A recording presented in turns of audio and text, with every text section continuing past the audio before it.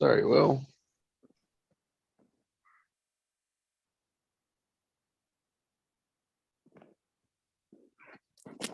There he is. All right.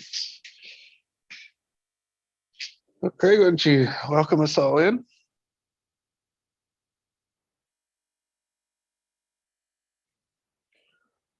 Oh boy.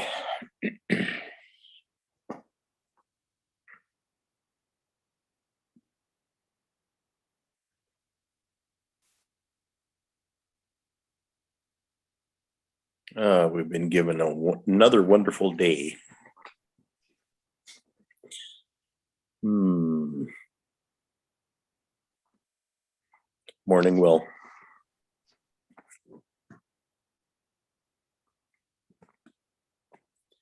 Oh, and there's Allison too. All right.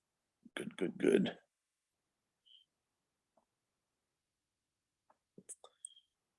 Okay, let me just get my list here before we get going.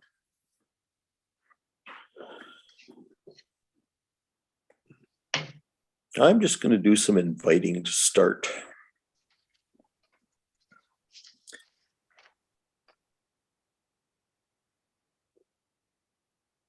And I've got the impulse to invite Joe this morning. So Joe, come on in and bring your word with you. I think my word's baggage. Letting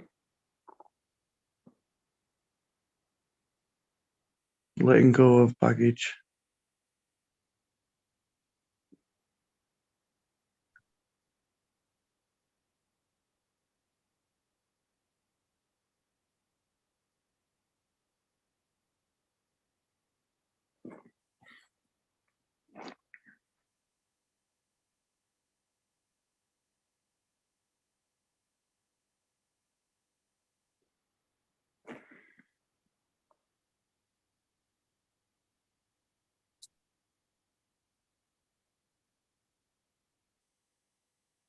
Okay, can you invite someone else?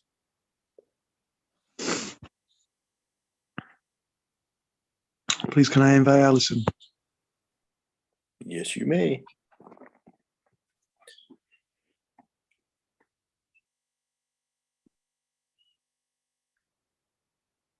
I'm sorry, I didn't hear that. Was that me that he was inviting? Yes, it is, Allison. Okay, thank you. Good morning, Joe. Good morning. I would like to invite you to this beautiful, beautiful group as well, to re-invite you in with your word and your desire and your longing.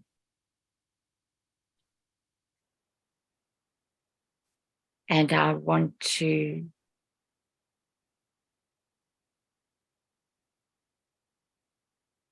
invite you to do some of that letting go here this morning, just a smidgen. And then grow that as you go on in your day. Grow that letting go.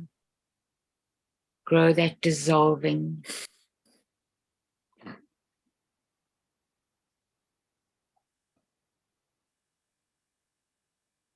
Grow the confidence in opening your heart. And as you open your heart, you gain more and more strength.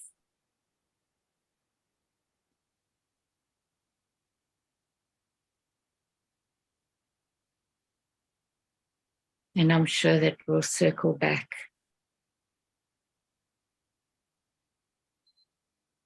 to you later in the group time. Thank you.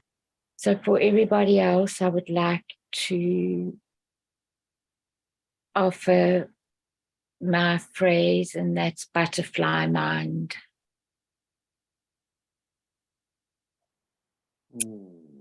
I'm just in flux and doing lots of gathering.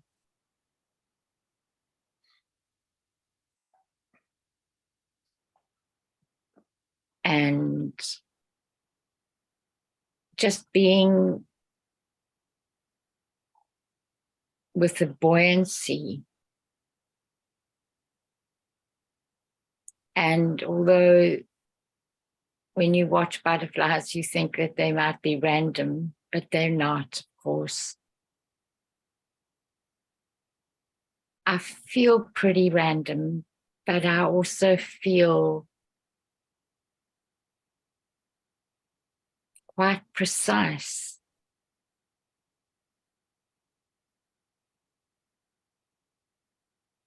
And like I said to Joe,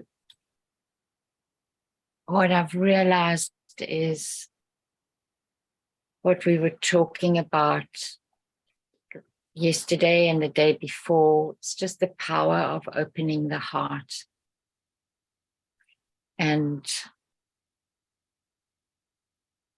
how that helps me to align myself and bring forward more strength.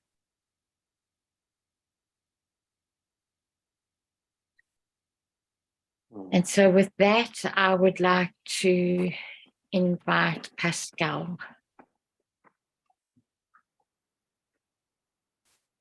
Welcome, Pascal. Thank you, Allison, and thank you for this reflection / meditation. Well, first of all, I just want to say that I'm so proud to belong to this group. And like I haven't been with you guys for very long. But what I see is like everybody has a gift. And if we allow each of them to kind of like unwrap it, we'll see magic. We'll see magic more and more. That being said, my word of the day is care. And what that means for me is it comes from the heart. So you need to care of what you do first. And that's the most important thing to start with. Then comes the mind, the knowledge, and the third one is the gut, the will, taking action. But it always starts with the heart. And if you just start with your knowledge, I think you'll trip yourself, like I've done in the past. So my word is care. And on that note, I want to invite Jesse for his word of the day. Thank you, Pascal. It was, I had never connected the gut to the action. Wow.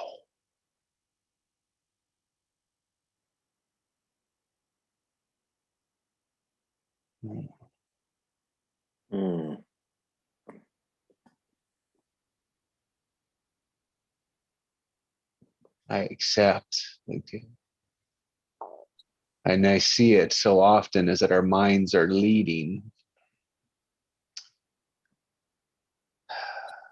and our hearts aren't even in the conversation. It wasn't for me. So I celebrate as it was dis-ease yesterday. Not disease, but dis-easy. It was dis-easy. And Allison and I spoke about it, and it appeared as if it felt like on a logarithmic scale, if you know, like from 0 to 1 is a big jump, from 10 to 11 is a big jump. And it was like we've made that move from a 10 to 11. And when you do that, it's a same time frame, but whoa, so much space. Yeah. So it's like pulling apart, accelerating. When you jump off a trampoline, we accelerate. And that is what I had to settle in was happening.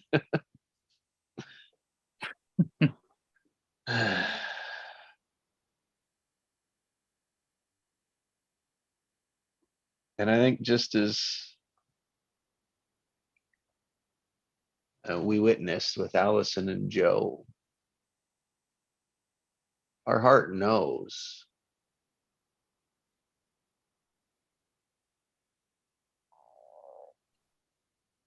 Our heart knows what to do, where to go. And our heart knows who we need. That's what I celebrate about these introductions this morning.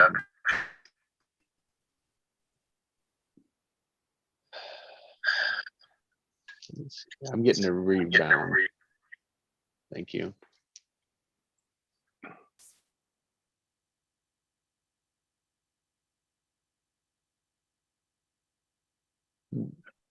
So my word for today is grounded, grounding, grounding the heart.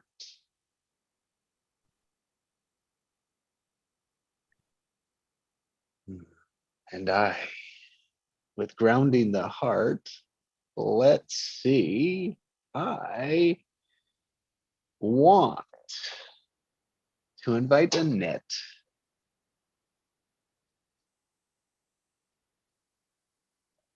if her wonderful baking butter, brown sugar, caramel, butterscotchy. Yes, it smells absolutely wonderful here. Oh. Mhm. Almond butterscotch squares. Yummy. Mhm. Everybody's invited over for coffee later on. Oh, There we go. oh, how happy that just makes me. And as I can't even go. I will bottle the smell and mail it to you. Postmaster may open it instead. So, You can be there though. yeah. So my word of the day today is actually the word forage. I've been up since about 4 o'clock this morning, and I just decided I'm going to clean up my garage, make some space. And when I completed it, I was very proud of what I had accomplished in the 2.5 hours I was out there. And then I realized the entire time I was out there, I was foraging in myself. When one forages, when an animal forages, it's looking for something that is good to consume.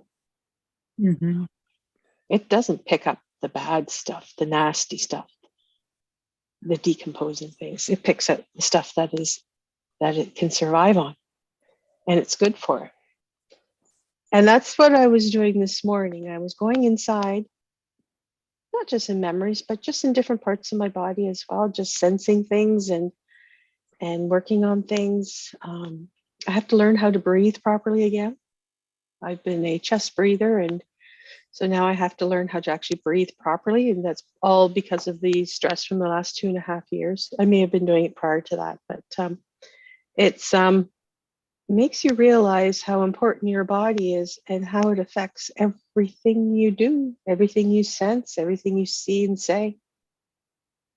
One of the things I found out yesterday too is there was tests done, and this was done on women, but I'm sure it's probably fairly similar with men.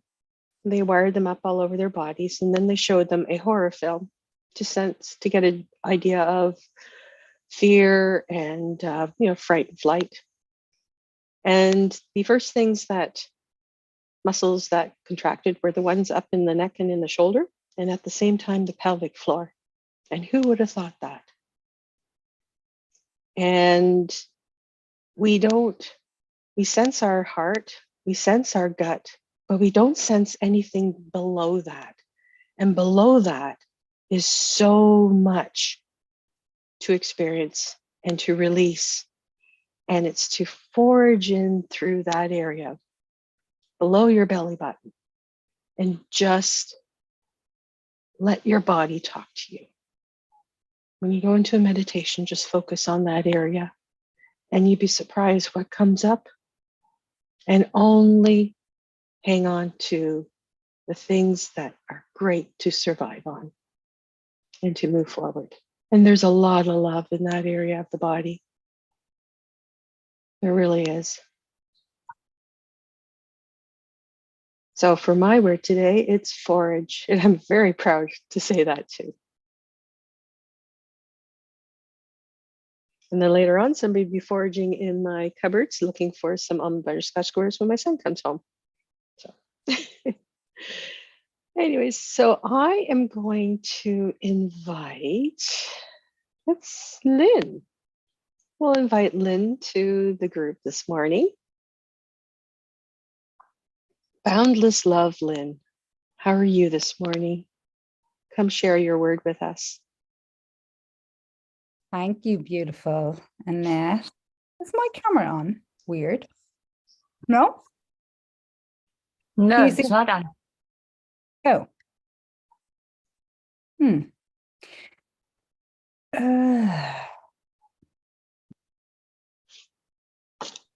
My apologies.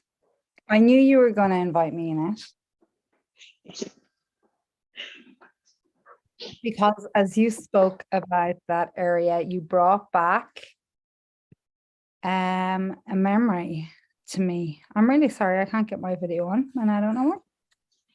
Weird. And so I'd completely forgotten about a piece of information that I had learned in former studies of holistic alternative health, where there's part of the body there like the size of a dot that is our blueprint. And how I remembered it last night, because I was in meditation, and I do a meditation before I go to bed, and then I do one as I'm falling asleep. And at the end of the meditation, from that particular point in my body, a light shot out, just a burst beam of light. Just that. That's all I can say.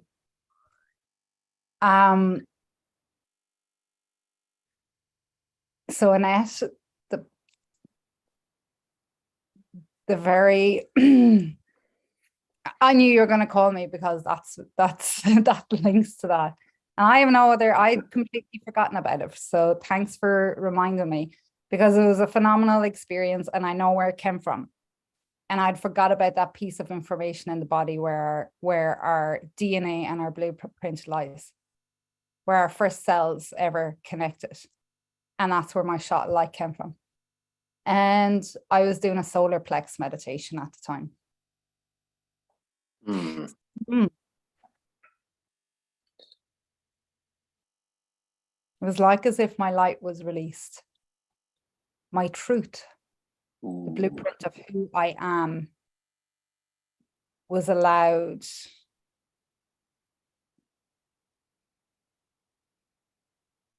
out of its shackles. And it was ready, because it just burst out.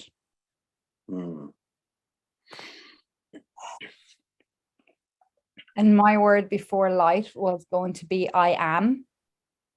So I am the light. Because I am is the self-definition of the absolute. The foundation on which everything rests.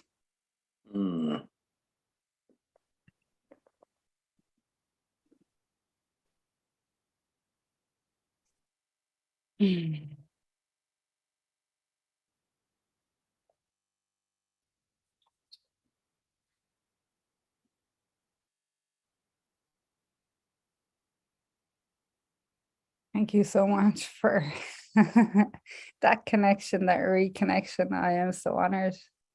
I'm so grateful. Uh, Anyone just- else have a burst of light shoot out of them? Yeah, I did.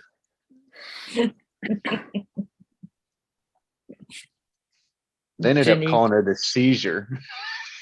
I'm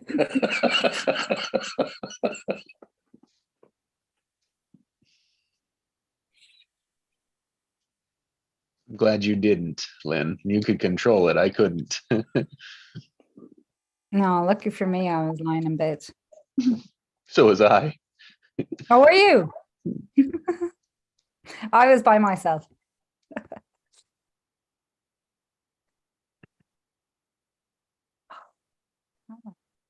What's wrong?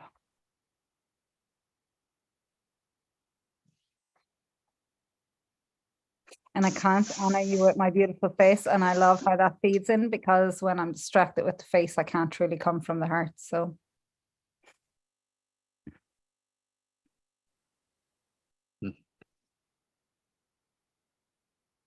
Whatever it takes. but I love seeing all your beautiful faces. So I like to return the favor. Hmm.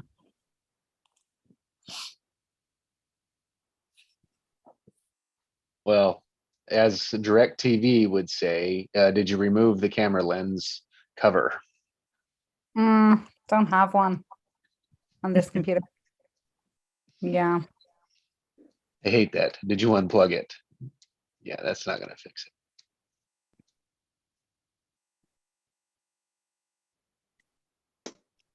And I will keep trying.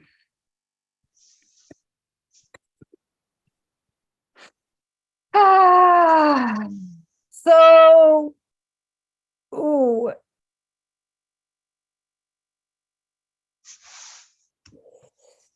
I am the light. You are the light. Ginny, please, may I invite your beautiful light into this? Yes, my dear friend, thank you for that blast of light. I was driving, so this is perfect timing. I have reached my destination, so the engine is off and I am safe. Thank you. So my word for today, it shifted. It was heart, but now it's breath. Hmm. And I learned from Allison that when I focus on my breath, I can center myself. And I related to Pascal, breathing through the nose, and I breathe out the mouth. So one of my journeys this week is to do that several times, 5 times in, hold for 5, release for 5.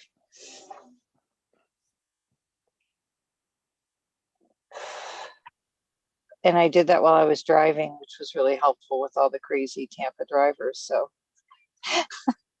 I still maintained my peace, even though there was people cutting off, and I was grateful for that centering. So breath is my word, and it represents life. And there is a airiness to breath that gives us some fluidity and freedom as we move along.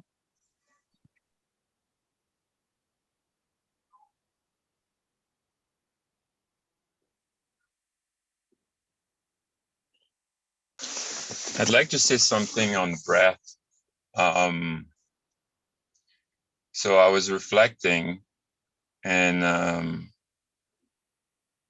one time, like, I don't know, like I had this dream that like I should be a breath facilitator, and what came to me, it was like, okay, so if I want to improve my breath, so I have to to help the 3 parts of my breath. So I have to help like taking the breath in as much as I can, more than I usually do. Hold it more than I usually do, and release longer than I usually do. And when I start doing that, like, if you'd like to do this practice, I invite you to don't do it when you're driving. You can become dizzy, but yeah, you can push your boundary like quite a bit, and then you might feel like very, very warm inside of your body and stuff. And I realized, like, because I used to do a lot of mountain biking and stuff, and then like I was like, okay, so why was I doing mountain biking? It's to improve my breath, you know, improve my leg, improve my muscle, all that stuff. But initially, it's like my breath, and I was like, you know, in the winter it's cold, and I don't have access to a bicycle, so why don't I do it like just on my own and see what happens? And I just gotta say, wonder happened. Like you feel like, you know, like you feel like never out of breath when you practice it. And it's important to say that I saw my dad take his last breath. Mhm. And it just, yeah, it was just like, yeah, it was tough, but like it was really like it's like a light bulb like lit up in my brain and be like, okay, breathing is the most important thing. I get it now. So yeah, just a quick share. Thank you, Pascal. I shared that space with my mom when she took her last breath, so I can relate to that deeply. So as we take each precious breath together here, I honor that life that's with us each, that we share as one. And with that, I invite Will, if he's ready, to share his word.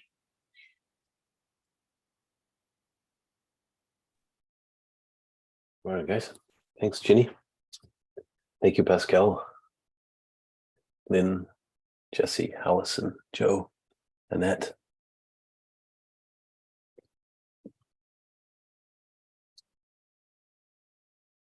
Yeah, so I didn't know what my word was. So I wrote down focus. And then I muscle checked, and that was a no. And then I heard heart. And I'm like, oh, yeah, heart. I should be in my heart. And I muscle checked, and nope. And I'm like, well, what about creator? Nope. Greatness? Nope. So I realized that being in my head equals no focus. Wonder why I'm all over the place, because I'm in my head all the time. So I'm like, well, how about I don't know? That'll get me in my heart. That'll cause my heart to open and quiet the head.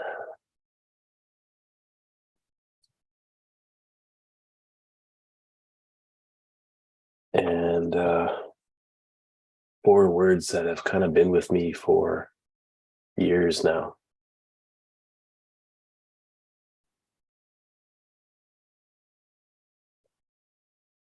I've been even considering tattooing them on my body as a reminder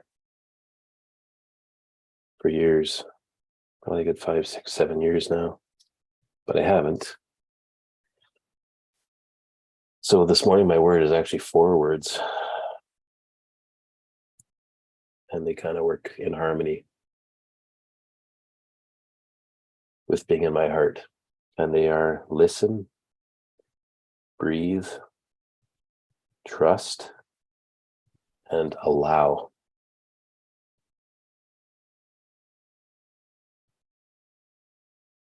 the heart's quiet. So I really need to listen and breathe into it. Trust what's there and just allow it to be there. It's really 4 words. So I invite Craig.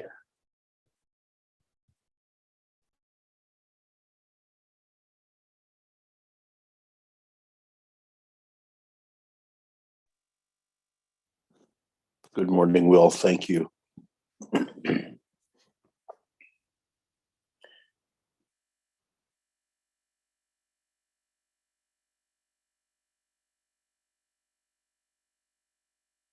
Pardon me a minute. I was just really inspired by your 4 words.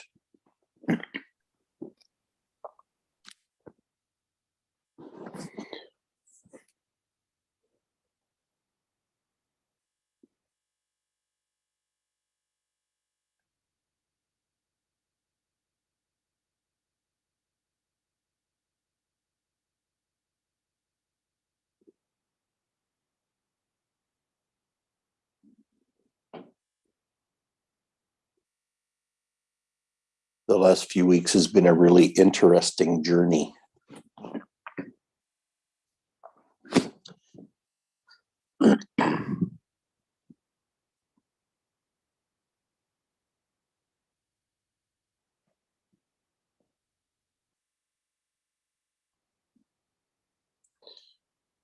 Many concepts and themes have been kind of swimming around me. I feel like I've been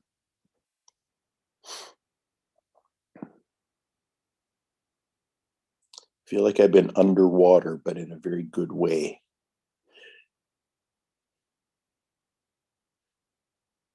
Like I've been swimming with realities.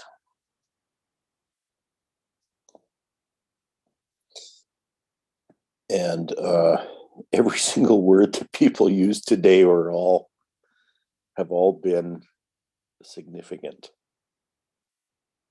in that swim, at least significant to me.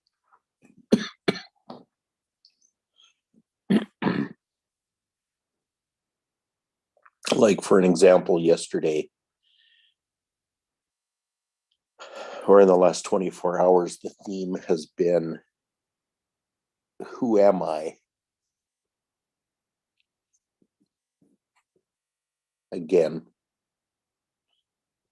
And thank you, Lynn, for being into your I am identity word, because that really inspired me again.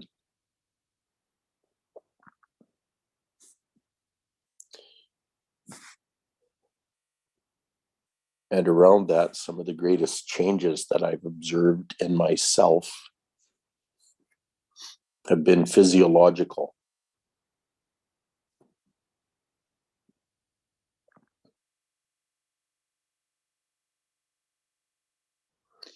And I've known for some time that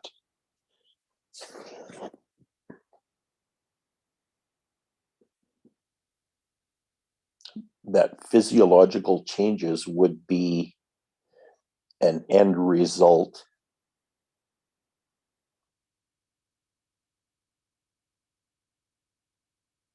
of doing this deep dive into myself and my truth and my heart.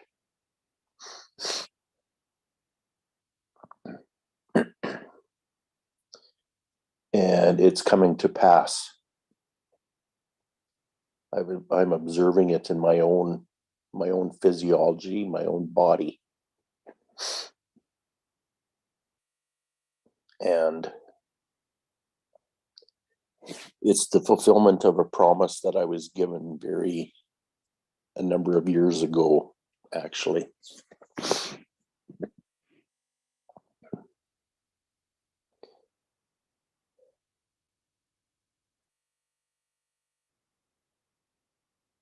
That as I allowed this work to happen, as I let go of my baggage,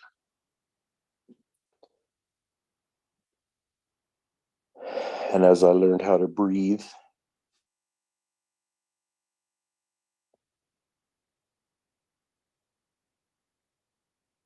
in a way that was rejuvenating to my body.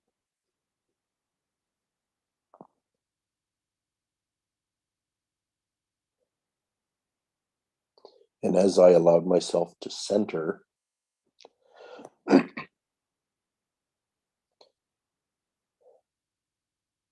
that I would actually grow younger instead of older.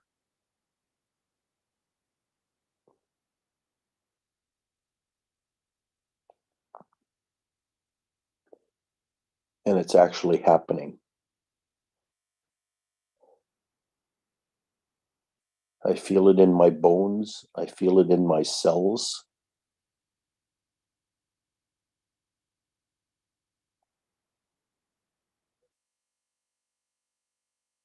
It's quite the phenomena.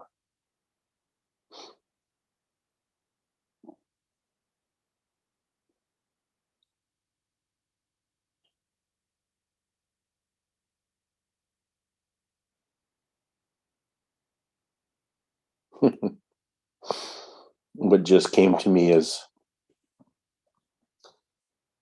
the the Spanish explorers, when they hit North America, one of the things they were looking for, besides the city of gold, they were also looking for the fountain of youth. And I'm just sensing everyone that's present today. And I realize that we've found it. We found the fountain of youth.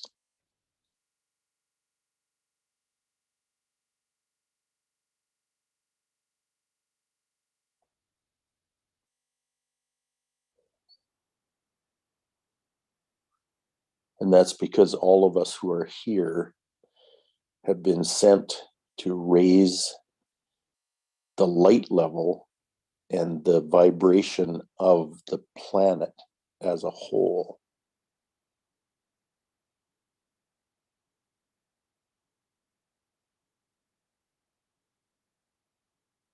That includes the humans on the planet. It includes the life forms on the planet. It also includes the inanimate objects on the planet. And it also includes the planet itself, the Gaia, the mother.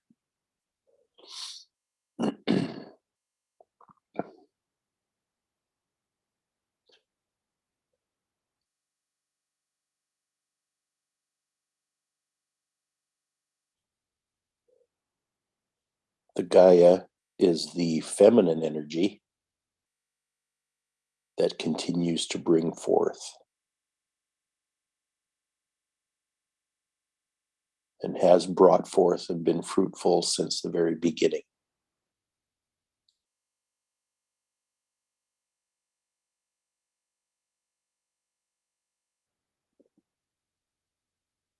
And we're all in this together.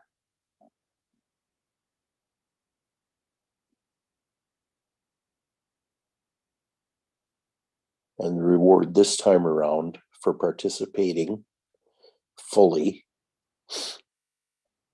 in this mission is long life.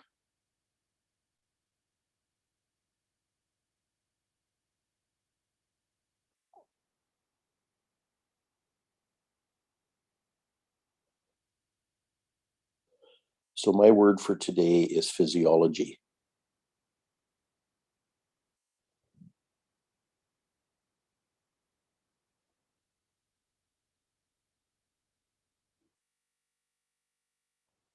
And it answers the question, how will you know you have reached that end result? How will you know?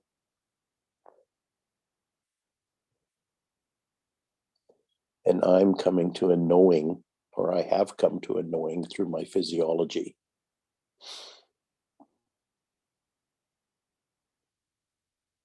I can feel it.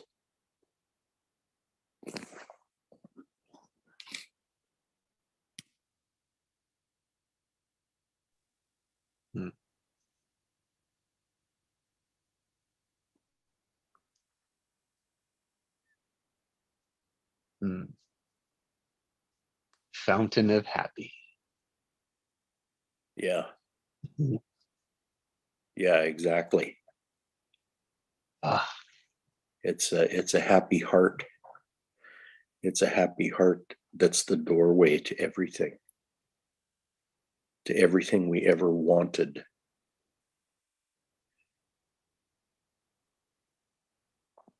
Every desire we've ever had.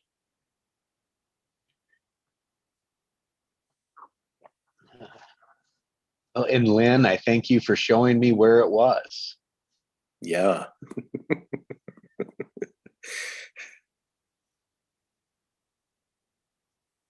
And Allison for teaching me to observe it in a meditation. Oh, it all makes so much sense now. Craig, thanks for the shortcut. Mm. Hey, it was a group effort, man. I just, oh my. That is our wisdom. Yes, it is. So much. Oh, I was having so much fun this first half hour. And it was as if everyone was giving and receiving. Holy wow, that was so good. What a demonstration of giving and receiving, engaging. Oh, and then we use such a poor word of community to describe it. Ugh.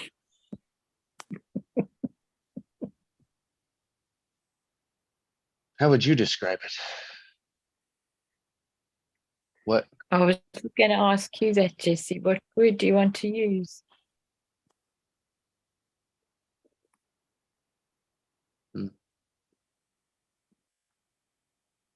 That's why I asked.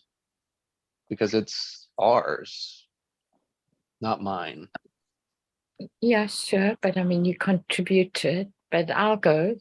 So it's a phrase, and I've been referring to it as this, and it's what we all put together. It's a round table with brave hearts. I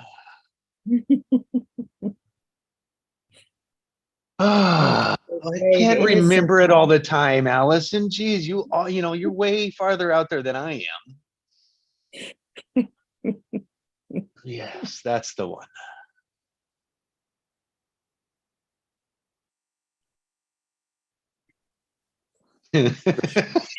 Yeah.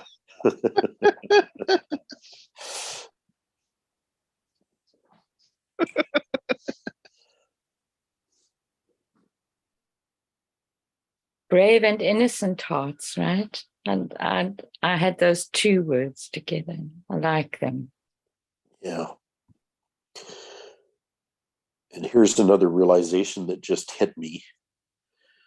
We're becoming interdependent. Mm-hmm. As in we look to each other to fill in the blanks. Mm-hmm. And we co-create. Yes. Yeah, because nobody has all of it. Not one of us has all of it. No.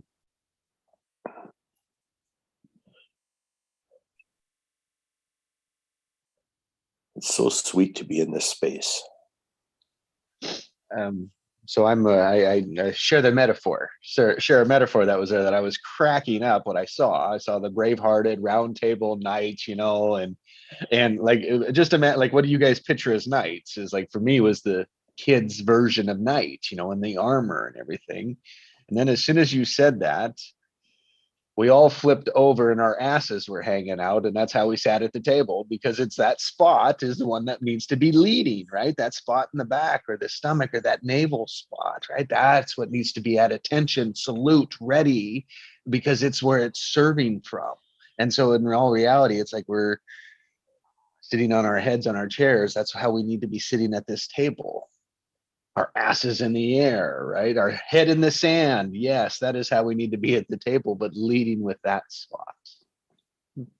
And I'd miss something good.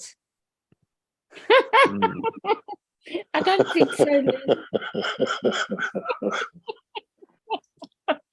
You looking at my ass again?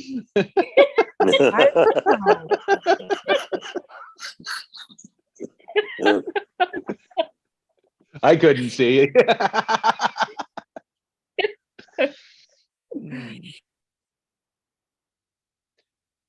Oh my God, do I love this first half hour. Whew. That's wisdom. And it's everyone's wisdom, not just one. Like Greg, that sounds filling it in. What do you guys got? Mm.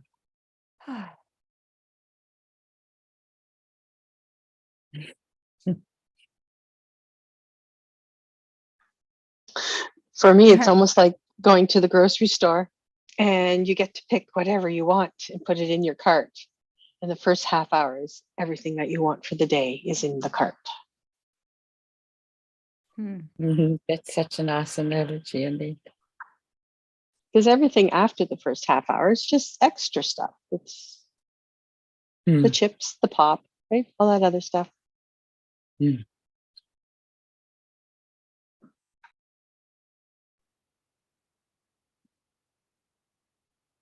And just take notice of how your body feels now.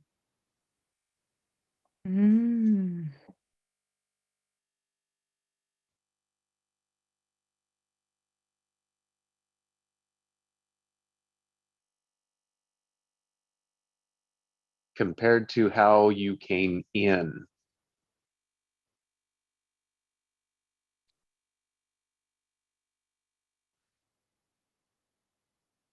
Breathe that.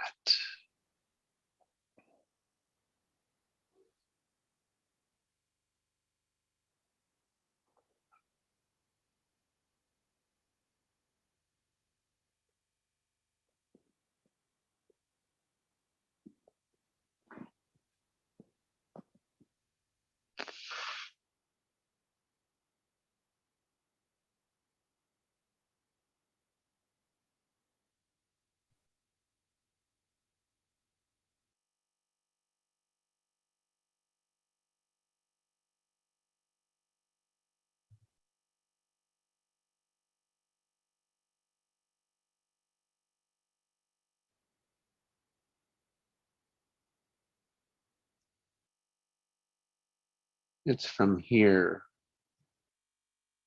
You just take the obvious, whatever's in front, whatever's straight ahead. You turn your head, you get wobbled. This is the balance, the harmony, the symphony. And we help each other stay there.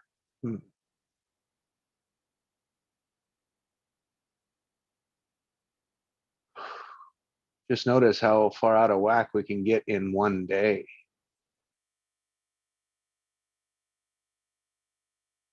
And people are living alone for years, for lifetimes.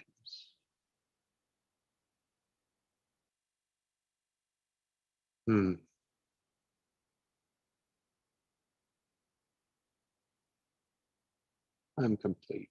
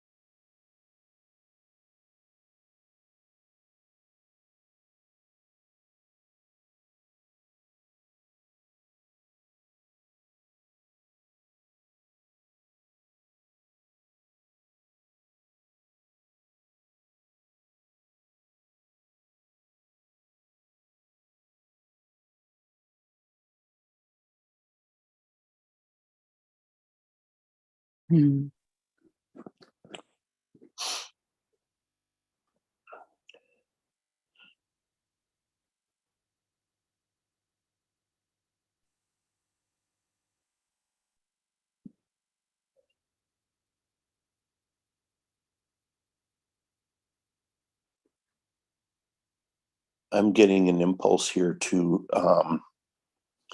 bring our attention back to the gut feeling, or in chakra terms, to your solar plexus.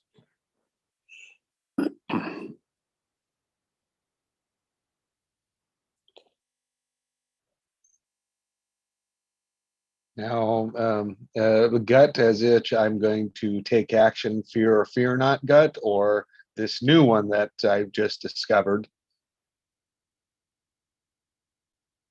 The new one that you just discovered, Jesse. All right, that is not my gut at all. I don't know what that is. That is my origin. Yeah, exactly. That So as I So I'm going to shed some light. I'm going to shed some light on that. Your solar plexus is a major awareness center.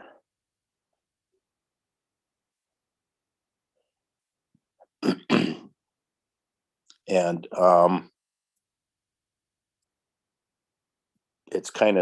it has kind of split into two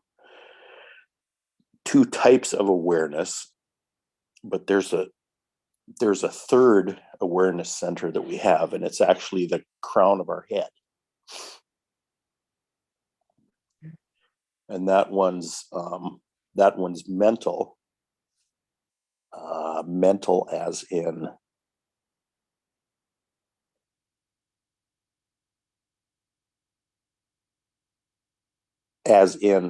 aware of thoughts. They're kind of aware of thoughts and concepts. And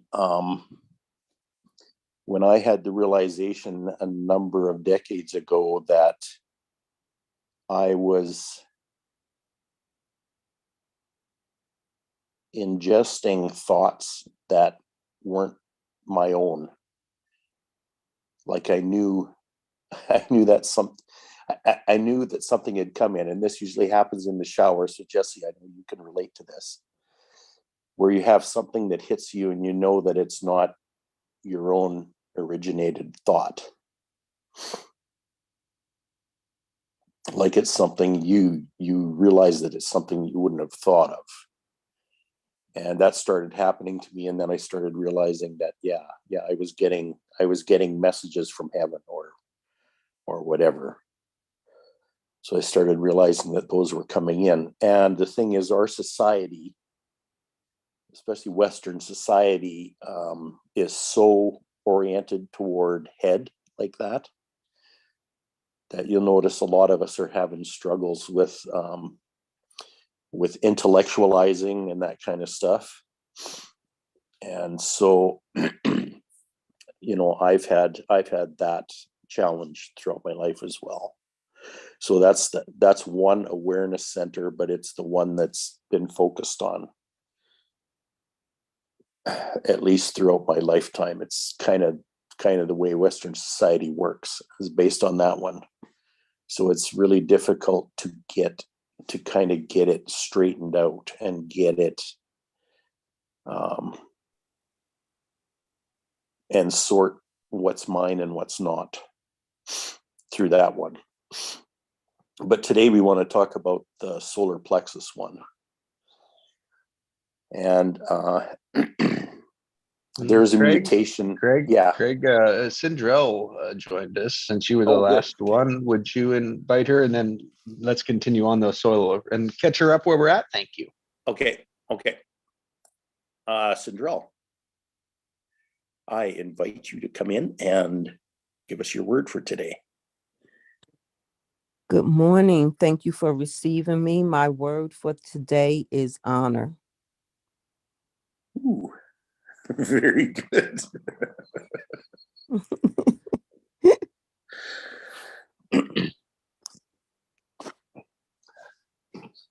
Actually, that's Cinderella. That's kind of where the discussion is going right now. We are, we're in a conversation right now that's honoring our solar plexus, otherwise known as the gut. and the gut impulse. Mm. So quick summary, there's 3 awareness centers in your body. The one that all of us know about is our head.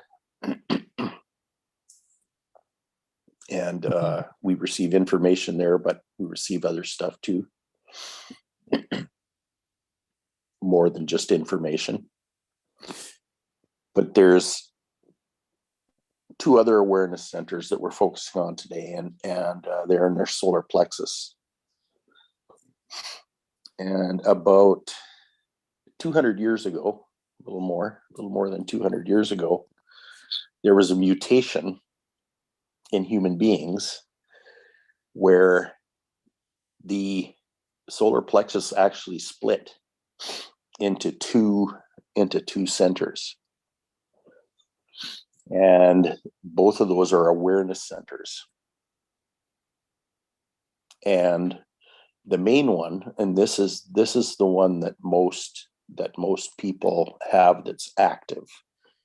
It's the emotional side of the solar plexus. And the awarenesses that come from that are through emotions. And emotions come in waves. They're impulses of waves. And so those emotions speak to certain of those of us who have that awareness center that's activated. And it's kind of a knowing, but it's also a sensitivity to the chemical things that are going on in our body. And that's how that one works. The other side of the solar plexus is the spleen. And the spleen is very primitive. It deals with things like fear and self-preservation, those kinds of things. And its impulse is a one-hit thing. It's one hit. So as you become sensitive to it, you realize that you have this deep inner knowing. It's a gut impulse, and they don't usually repeat themselves, those impulses. Okay, and I'm speaking like I know about this one because actually that's my splenic impulse is my primary awareness center in my body, and it's just how I know. It's just how I know my truth, and I've learned this over a number of years. And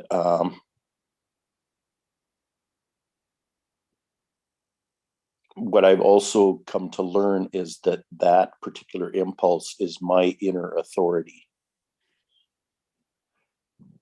And I used to make decisions primarily using my brain and my logic. And gradually over the last few years, I've come to learn to use my splenic impulse to let me know when it's time and the correct action to take at any given time. And it's been hard for me to obey that because most of the time my impulse is to rest or to wait. And in our society today, that's a really, really hard thing to learn, especially if you have a history of being an overachiever. So so that's been a real learning for me. So what these are actually is their inner, your gut or your solar plexus contains your default authority, your inner authority. Okay, it's your inner guiding light as to how you make decisions and also how you make choices. So when I use the language like, oh, that true choice landed with me, I'm referring to my splenic authority in my gut that tells me the truth of what's in front of me. So I don't know if that helps anybody with anything, but I can discuss this more with any of you if you'd like to.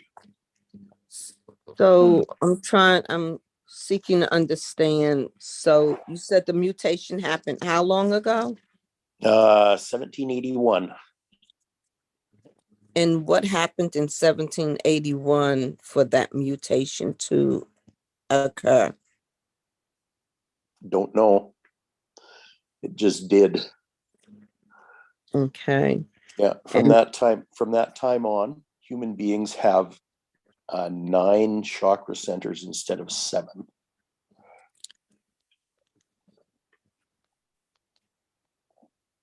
Or no, not 9.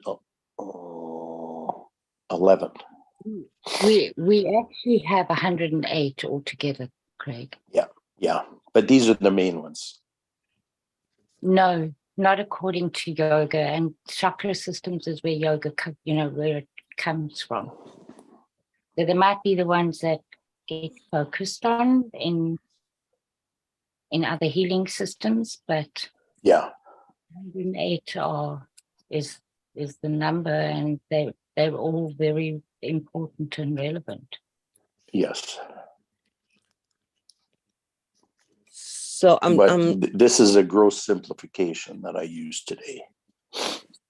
And I understand that. Thank you also, Allison. So you're saying in 1781, a mutation was recognized that the chakras went from 7 to 11.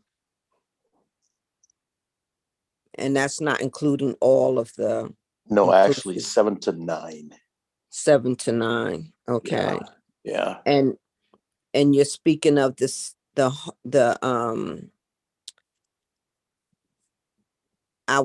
head, the spleen, and the gut. Yeah, the solar plexus split into And an emotional center and a splenic center. So a splenics and emotional. Yeah.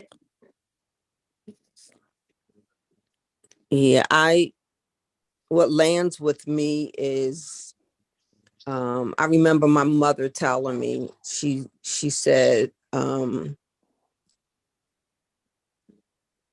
because I would have stomach aches. Yep. And she would recognize that that my center of senses was in my stomach. Yep. And that's also where I get my no. Yep. My yes is in my chest and my no is in my stomach, below my belly button. Yep. Okay. Yeah. So that's the main point I was making is that your solar plexus is a primary awareness center in your body. Mm-hmm. Mm-hmm. Okay. You're going to say something? Yeah. What's interesting is people in this group have come to that realization without ever being told that.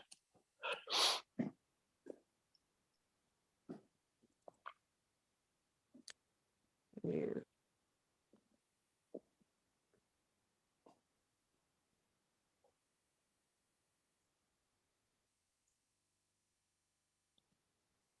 And of course, in this group, we're practicing the use of it. Sometimes I wonder the difference between the energy in the solar plex and then the chemical response from fight or flight thoughts sent from my mind then into my gut through the vagus nerve.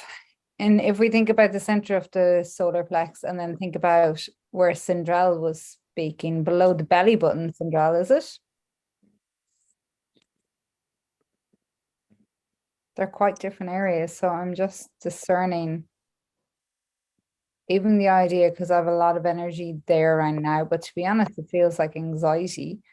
But then when I take in, I shouldn't be anxious, because we know anxiety is just a response. It's just the brain communicating to the physiology, right? Right. It's just a resistance, right? No, not necessarily. Sorry. It could also be that there's a new energy that's coming in for you, Lynn, and your body's not used to it. So it's just adapting to that.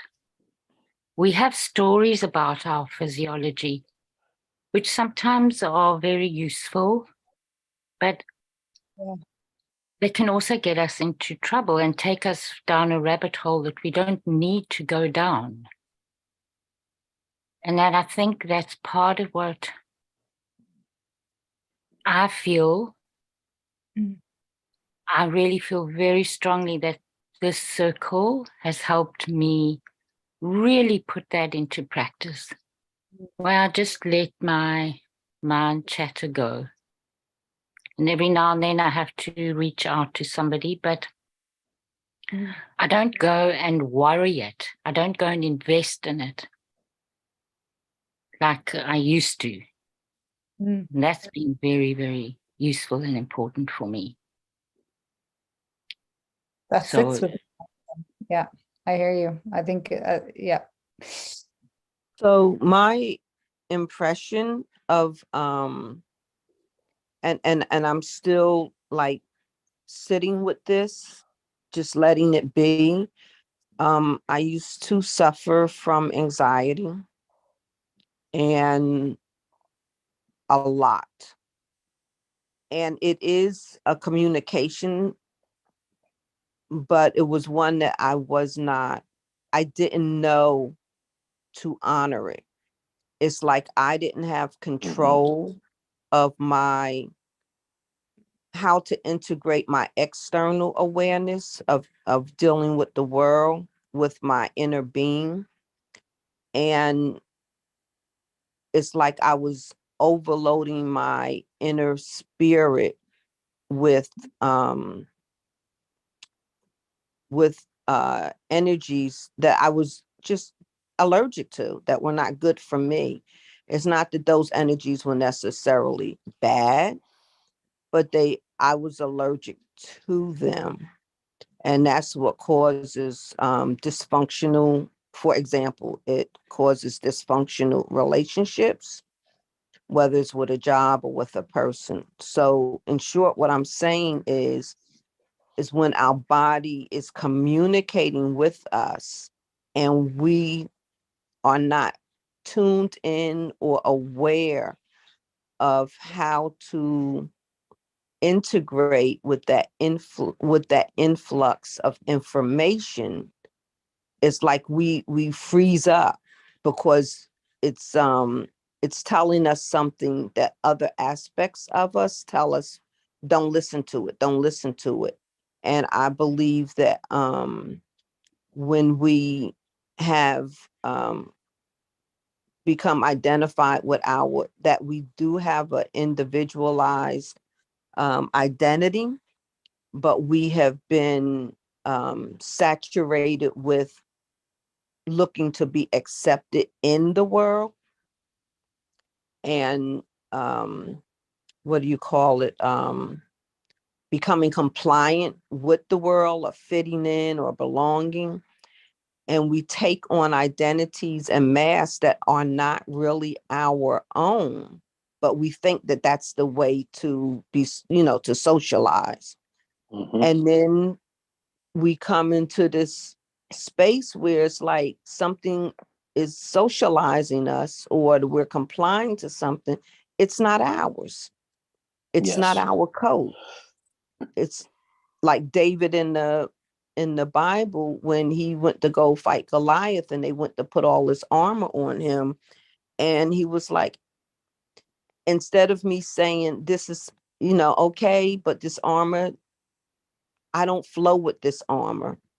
I was Yeah. still trying to wear the armor. And that's what caused the anxiety and the stress. And until I knew to take it off. So what I'm trying to get to is that those things that this whole world, not the whole, I can't say exclusively, but the advent of anxiety and stress, I believe it is us having individualization, which we cannot deny, but at the same time wearing an armor that is not us. And I think that's where we start recognizing when there's a 4-year-old says, I'm stressed. What do you know about stress? So I'm gonna rest it there and know that I'm glad that I knew to take off the armor. And I don't suffer nowhere like I used to. And when I feel something coming up, I know to take a sabbatical, regardless of what else is going on. I go in for self-love and process at my own pace and rate.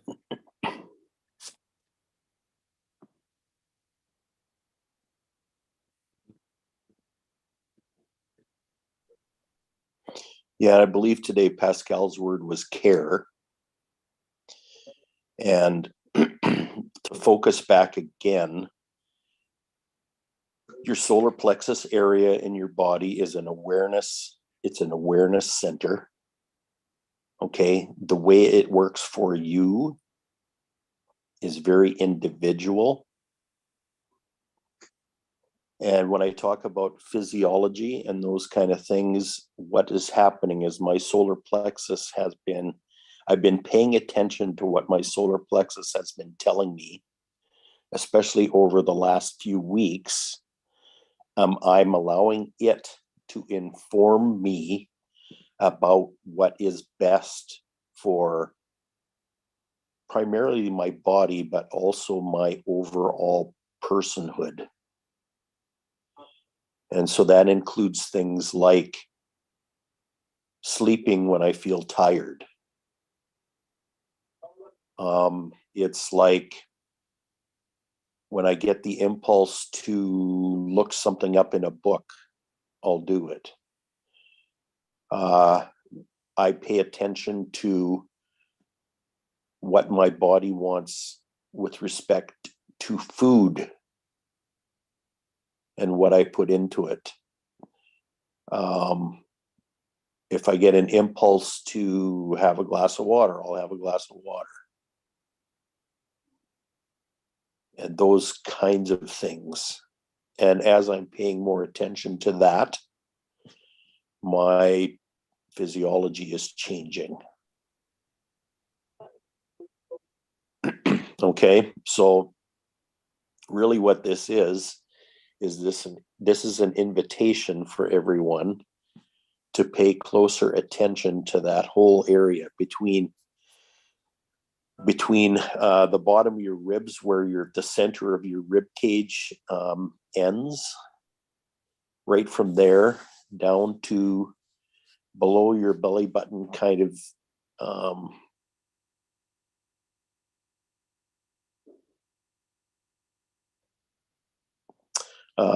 just above your hips. That whole area there is going to give you information you need to move forward. And also, as you're more sensitive to it, it'll give you the impulse about what action is required. Craig, can you highlight that area again, please?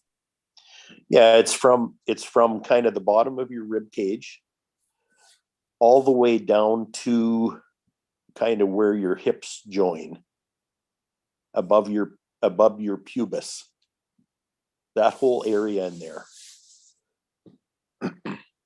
Here, Lynn, let's see if this helps.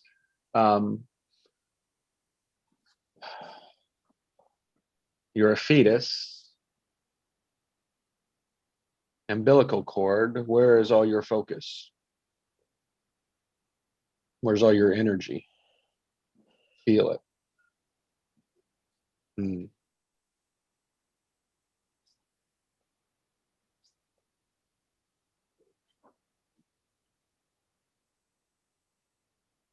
Hmm.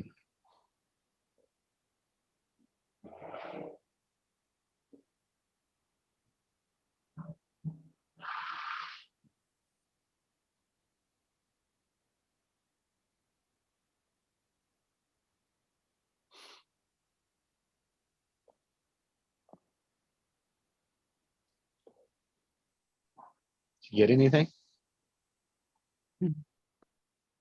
I can put my attention there. Oh, wow. Oh, my God. Yeah. So we can talk about it or we can do it. I didn't get anything there. I got like this massive ringing in my ear and then it just a gush. A big What does that gush. mean? What does that mean? And I've got it. Got it. Thank you. It's all that matters, right?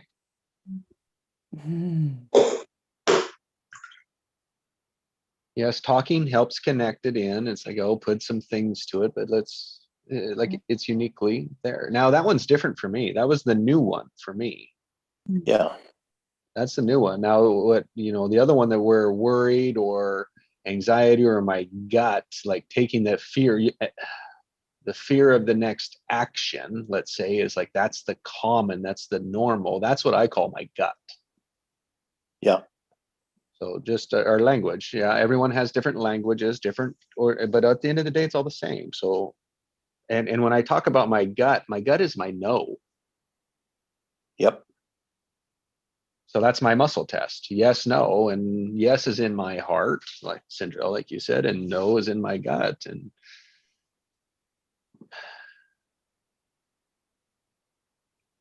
And vision's in my head.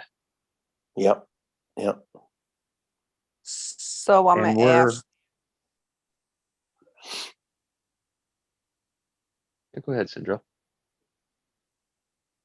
so what is my neck telling me? It tells me it hurts. It Yeah. does. It All right. does. All right. Well, what's the first thing you would say about it? It's I don't know. Try that. yeah, I don't know. But I must know somewhere within me. So I'm open for that communication. What did she tell us, guys?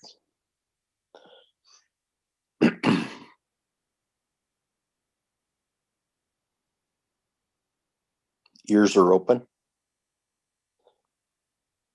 Ask it a question.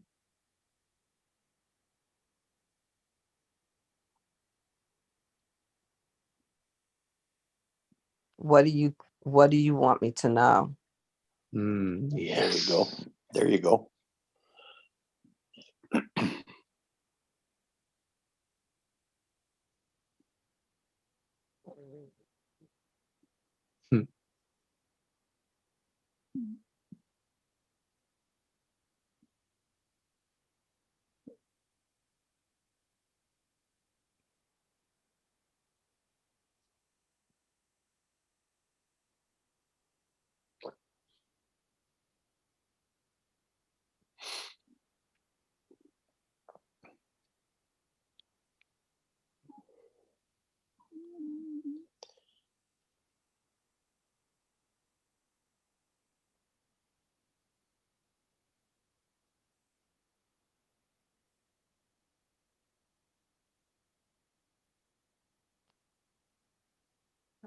I'm hearing trust.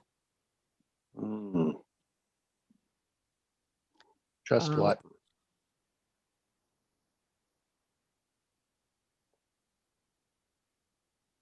First thing that came up, trust who I am. Can you?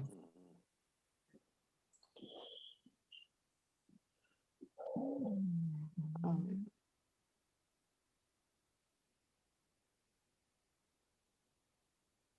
it's like I want to know that expression, but I Do don't you? know. No, Mm.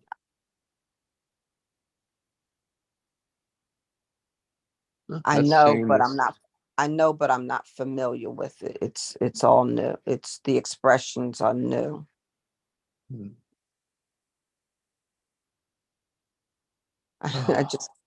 I just got a picture of um you know how the man is on the moon coming out of the spaceship and all you see is the cord and then the rest is like going off to the horizon. um we're going where no man is gone before. Mm. um No woman has ever gone before. yeah. That's you. What does that feel like to be stepping out over that? What is that feeling? Wondrous. Hmm. Now put that wondrous right through that neck, through that whole, just allow wondrous to just pour through your whole neck and move it so that it can get everywhere.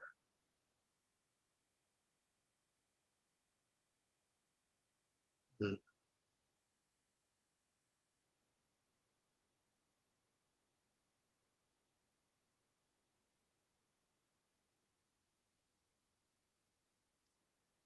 The last few weeks I've been getting repeatedly in the world but not of the world.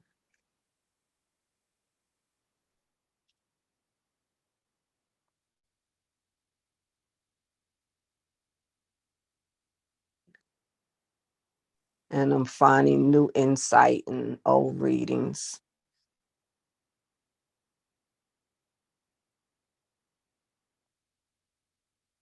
Without expectation of the wondrousness of it.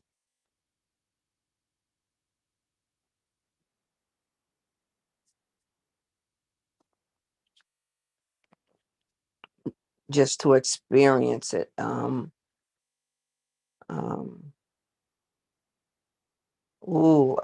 it's like my subconscious is steadily trying to make meaning of new things, and my spirit is out ahead of it in wonderment and discovery and exploration. And my unconscious is steadily trying to process information like what the freak is going on. I don't have structure for this, and it's the beingness of space and okay with things not being defined or so-called secured, still going out for the wonderment and the experience and the breathing. um,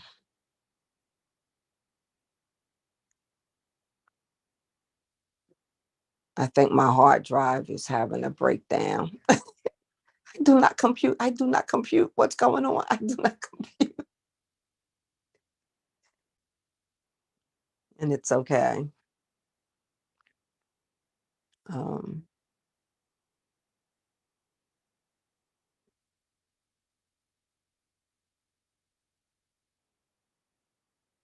and the resistance is in my neck, shows up in my neck.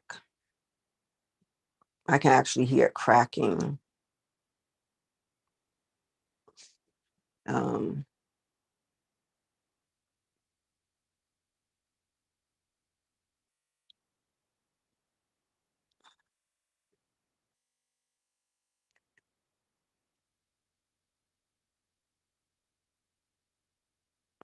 It's been like this for weeks.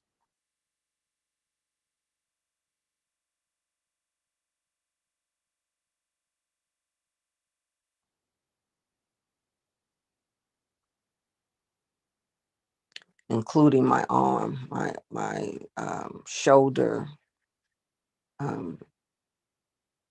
Something popped or something in it like maybe 4 weeks ago.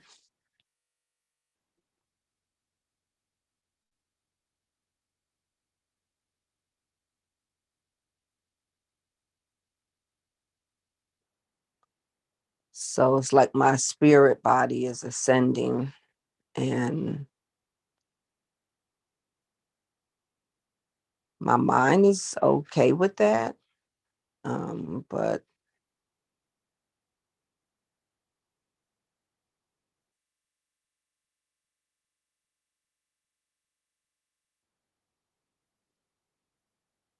something is still trying to hold on to what's familiar, because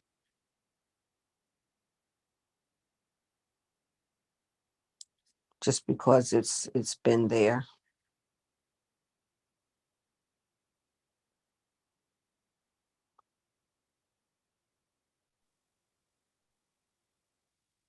So I did something I haven't done in a long time yesterday. I went swimming.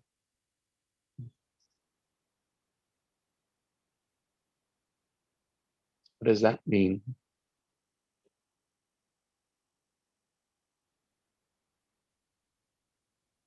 Swimming. Yeah. I had a sense to go do it. Mm. And so there's things that I desire to have in my life, and I found a way to have it now. There's a new community center pool. I've gone to the workout side, but I never went to the aquatic side.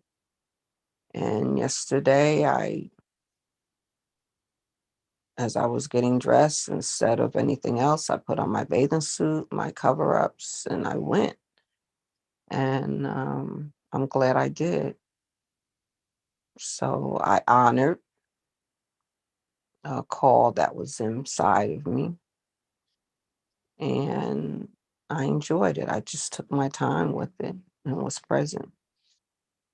I let the what do you call it? The whirlpool, the chutes, like, just care for my back and my shoulders and my neck. Give it attention and care. And then for what I recall of swimming, I did a few laps. How'd that And feel? How did that feel? it was great. It was, again, it's like wondrous. Like my body was like, Mhm. yeah. The weightlessness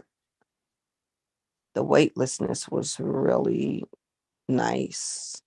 Good. Run that through the shoulder. Weightlessness, just through that, all the way through that shoulder, all the way through the neck, all the way in, and just allowing it to release the flow of whatever's needed to know through that. Mhm. It was like, oh, you were already in action yesterday. It was like the obvious action for this was to swim. Yes. Of course, that's going to be working your shoulders, your neck. Yes, get things moving again, because do you see what you've let go of has been held in there for so long? Mm. Our muscles can't become mush, but they do have to release, and that's a readjustment, realignments. Yeah. How do you think we get all these tendons, all these muscles? Hmm.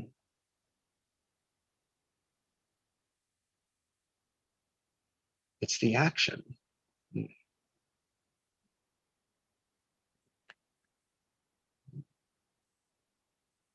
How are you feeling, Sindrell? I'm feeling the call to stretch. I'm stretching. Thank you.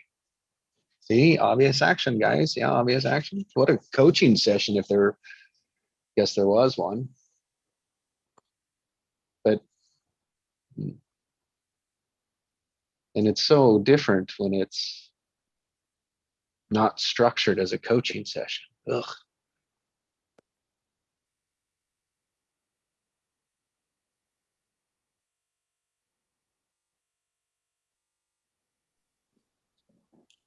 So Cinderella, how did you know to go swimming yesterday?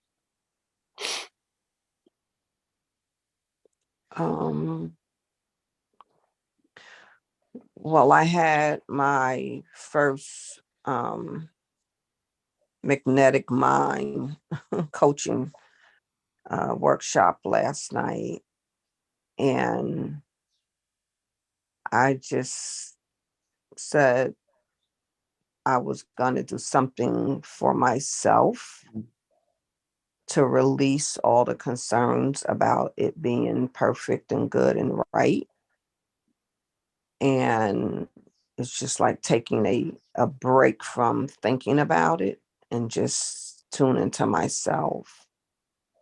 I would say it was spontaneity, but it wasn't. It was answering a call from maybe even months.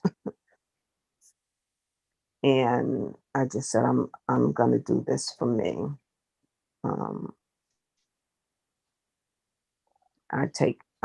I knew I was preparing to take care of other people and hold space for them in a way. And it just felt right for me to hold space for myself.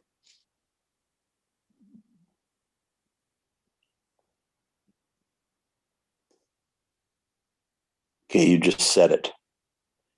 It felt right for me.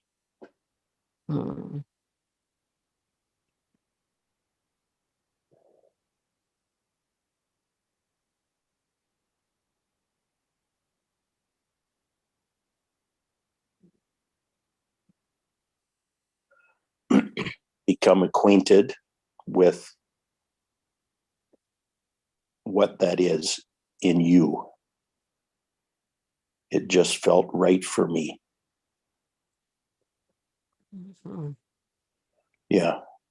That one will repeat. It wants to repeat over and over again. It's your inner guidance. It's your inner light. It felt right for me.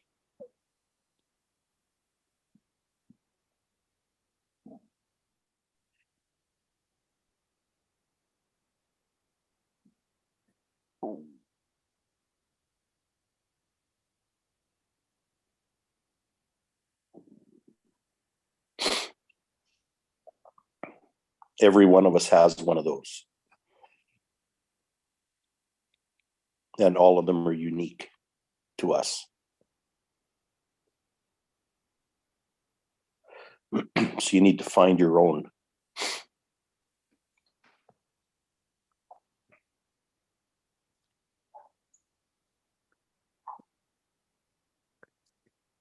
Wonderful. Go ahead. I think all of our owns is here is going back to where I came in at with honoring our plexus, our spleen, what do you call it, splenics, honoring what's right for each one of us, and understanding the out of the four core of being living as the predominant creator and knowing what we're creating and engaging in what's right for me is me creating what's right for me, from how I interact and care authentically as to what's right for me. And that will create more of what's right for me to contribute more of what is me to live in my true nature and purpose.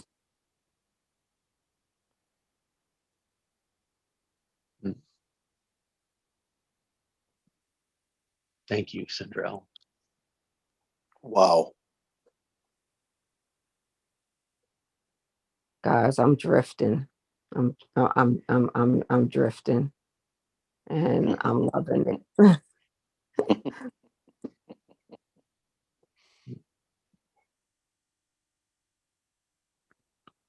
So maybe those that didn't get to a platform to speak or an opportunity that would like one,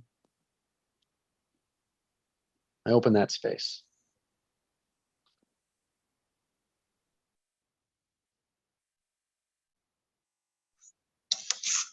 Yeah, I'd like to say something. Let me just shut this off here.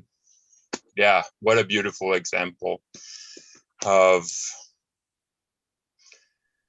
create what we love instead of fixing ourselves. And I think the biggest question is for a shoulder back is really like what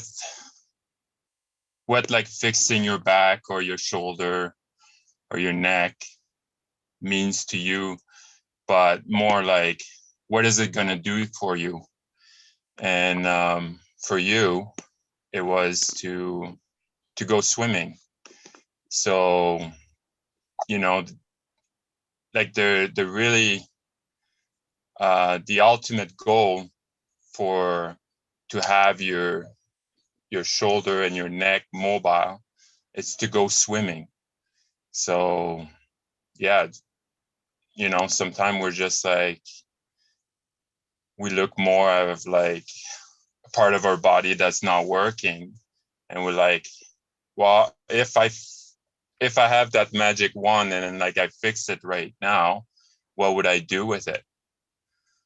And yeah, because I suffer a lot from like back pain and stuff, and then like, you know, in the beginning it was almost like an excuse, right?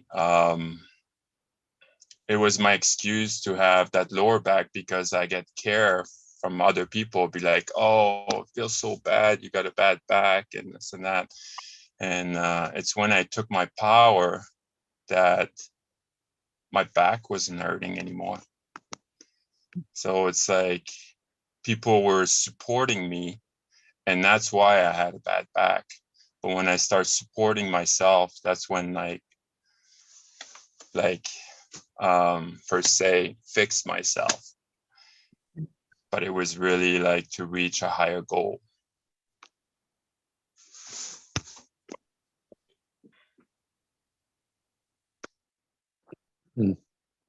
That's great. Thank you, Pascal. He also, there's two ways that I come to the end result with it. One is like, oh yes, the obvious action. What will I go do? Boom. The other one is like, sometimes that doesn't work for me. And so I'll come in the other way and be like, okay, what I can do is imagine how would I want it to feel? So I can come also in from the feeling aspect and say, oh, I'd like it to feel this way. And then what we're doing is we're actually just noticing the difference between what it is now and what I would want. And then what we're doing is we've created a structure of wisdom, and you can say, how do I get there? What do I need to know? What lesson? And it will reveal itself because you've asked in the structure. Usually, though, what happens is that when it releases, then we compare that to what society has taught us, and we're like, oh, we can't, and that's where our resistance builds up, and we call that the unconscious.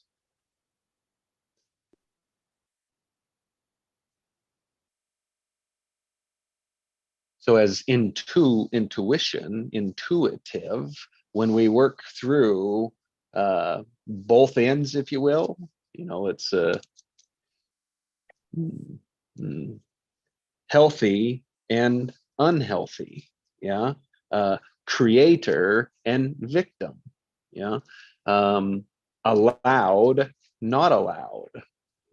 Yeah. So when we put focus on, or we learn how each one of those feel for us, yeah, as coaches, we can know which one we have to ask about.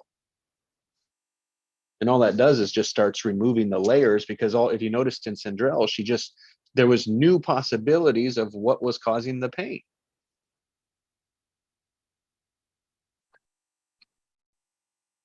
And that's a wisdom structure. Wisdom is when I know what I want, what that would feel like, and compare it to right now.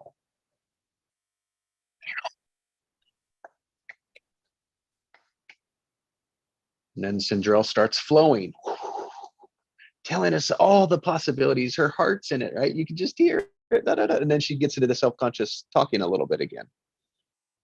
And that's like, all right, let's ask some questions so that we can get her flowing again. And off she goes. It's like, yes, if we do this all day, every day, no wonder we're moving so fast. I second that. Thank you for the questions. They do open up the possibilities, and it makes as Pascal said, it's almost the crying baby to be soothed and quieted and know that it's okay. Everything's okay. And just swim.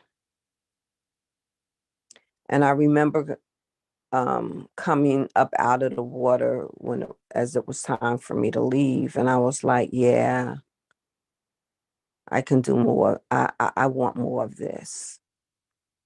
I'm full for now, but I'll return to this.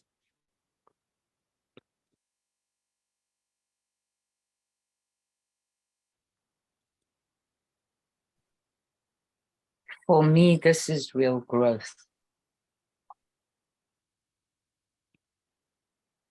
Can you expand on that, Allison? Finding wisdom, allowing new wisdom to come in. That's growth.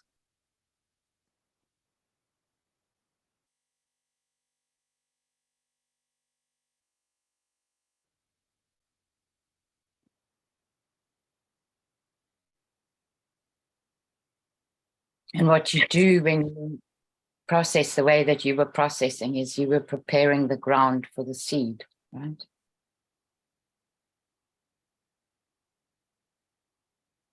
I didn't hear it all, just the last bit, but I could hear what was going on just from that.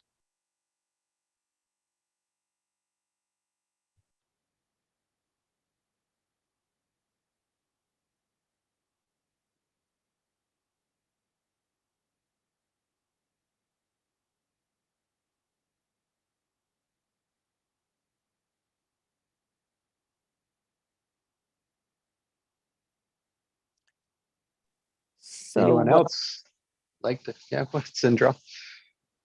So what I just caught was attention tried to come back, and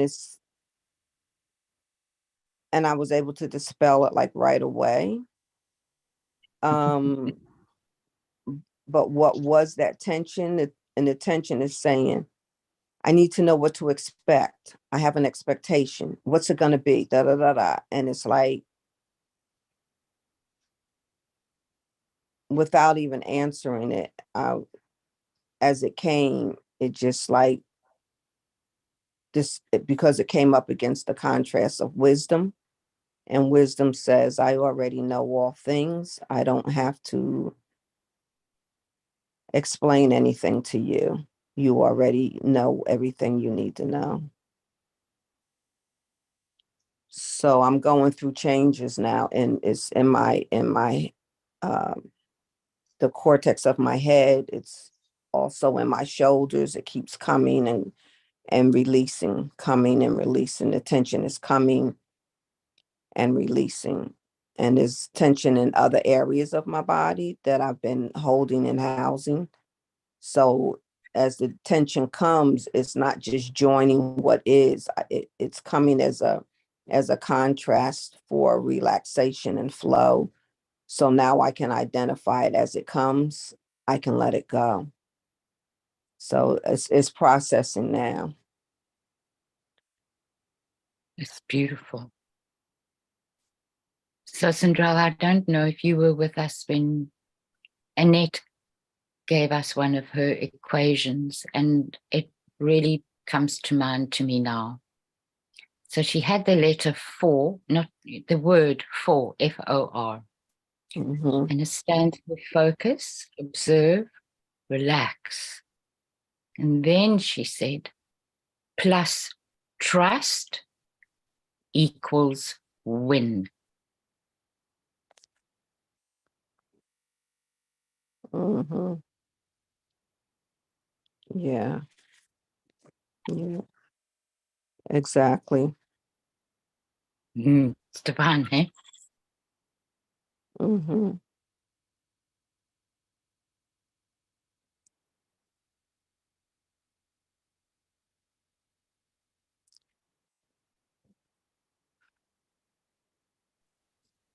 So I can notice a contrast is like it seems as if like each call gets better, and then I look for as the next one comes up, it's like, how do I top that?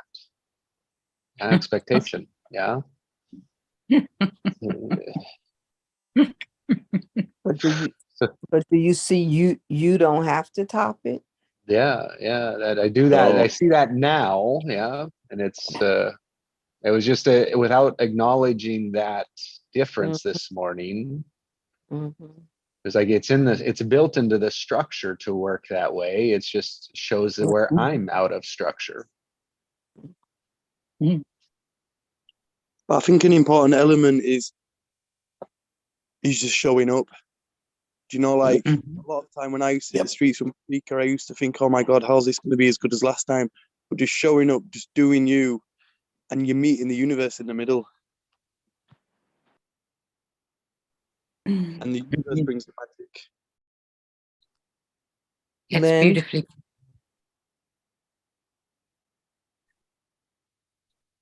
Go ahead. Lynn, Yeah. I felt there was something from you to share. Well, what just came to my mind there when Jesse was saying about expectation, it brought me back to yesterday. I think it was Alison that highlighted the difference between, because I was like, can there be expectation without wanting? And then I remembered what Alison said yesterday, and she said inspiration versus expectation. I think it was. So thank you. Thanks for that. Thank you. I'd just like to thank you guys for holding this space today. For me, sometimes it feels like I've got to put on like a happy front, even if I'm not happy. And I just want to thank you guys for accepting me, you know, for who I am and where I'm at. You're not having to be a certain way to be accepted and to be loved and to belong. So thank you. May I ask you a question, Joe? Of course. Do you feel like your body can move a bit more?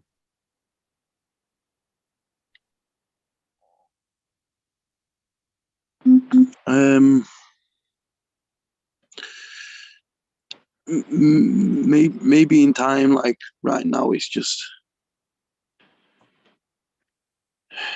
I'm just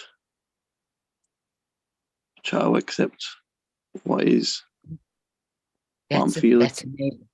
Yeah, that's amazing. Thank you.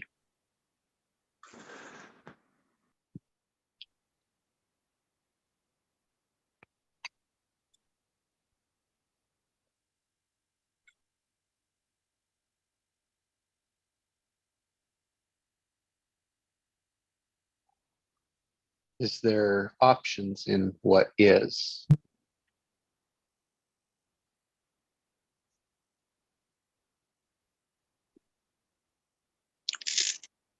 Yeah, but if I don't deal with what's coming up, it's just going to come up again and again. Yeah. Good. So there is a choice to leave it, but that choice doesn't feel like the conclusion. Good. Yeah, that's a great notice. Yeah. It's not the end of it, right? So it's like, oh, but we're looking at the wrong end of the coin, if you will. We're looking at the wrong side. Rather than not, let's look at what we want. See the flip side of it?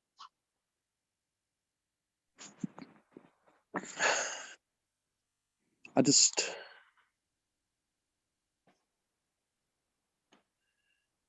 don't want others. Oh, here we go again. I don't want. Yeah, right. Mhm.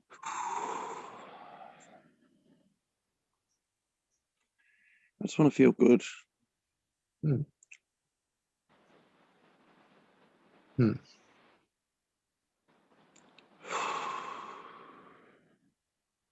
is the last time you did? Really, truly, truly felt good, this good that you're longing for, that you want. Not long ago.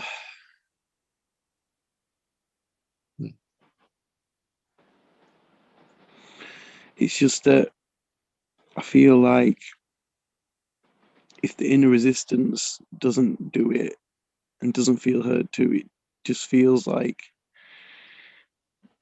it just turns into people doing it, into people try to, and that's just another level to go from overcoming our own resistance, and then it's like the next level. Now you're gonna have to deal with it in people, in your situations, and just getting pulled in to people's drama.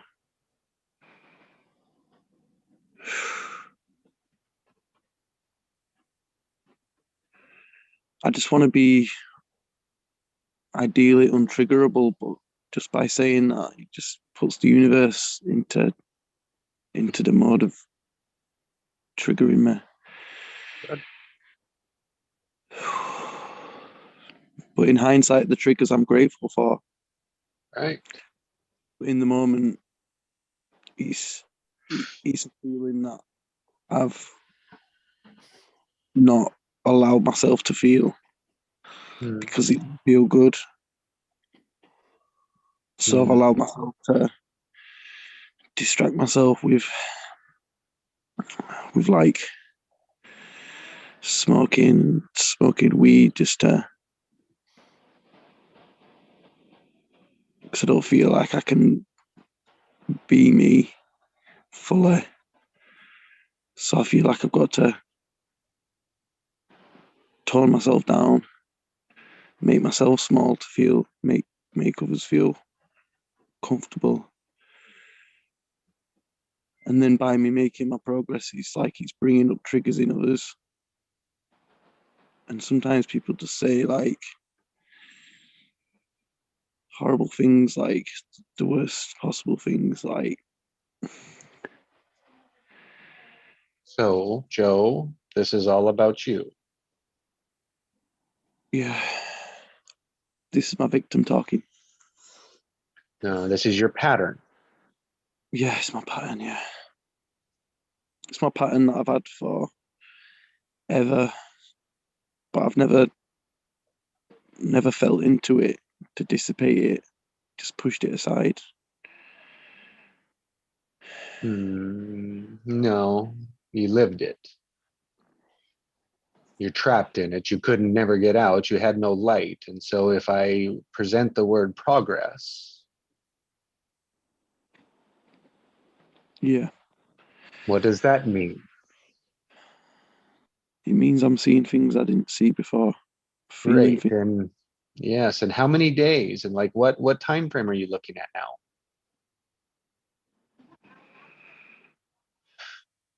Yes. even like the last few days. Yes. So do you see how you can't let go of everything in 2 days, man? Phew. No, yeah. Progress. Think of progress. Thank you, yeah. And when you think of progress, what words come to mind? Give me 5 words that wrap around progress. Practice makes progress. Good. That sounds like a hell of a doer.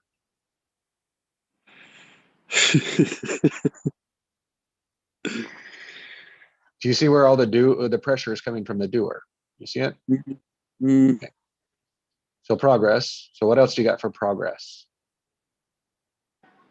Change. Okay. And Development. and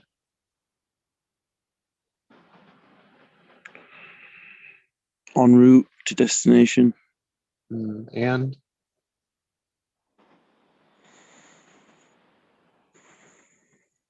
On track. can you accept all of them? Yeah.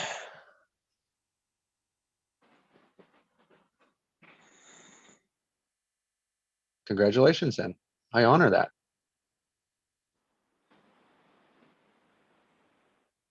Thank you. Anyone else honor that? Let him hear For it from sure. you. Yeah. Yes. It's like, sorry, Sandra. No, no ways. Go ahead, please, Allison. Joe, remember what I spoke to you about yesterday in terms of what we all observed about you being the amazing father that you are. Yes. And I really feel it's so important that you can use that maybe. Just think of that. Mm-hmm. You get that right so well. Your respect for your child. You hold the space for her to be happy. No. So like Pascal realized that there was part of him that needed to, in a way, become more adult and be able to have more power. Use the fact that you've done it. You might not feel that you've done it in the way that we see you having done it, but borrow that. Mm-hmm. Carry a heavy weight in terms of your contribution to the world, and you have a very high sensitivity in terms of your impact on other people.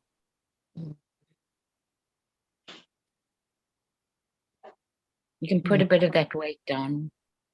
You don't need to carry so much of that.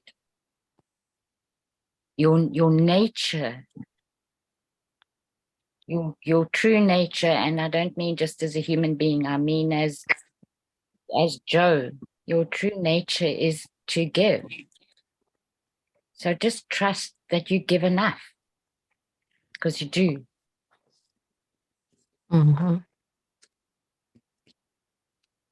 And I really honor what you managed in the last 2 days. It's huge. It's really big.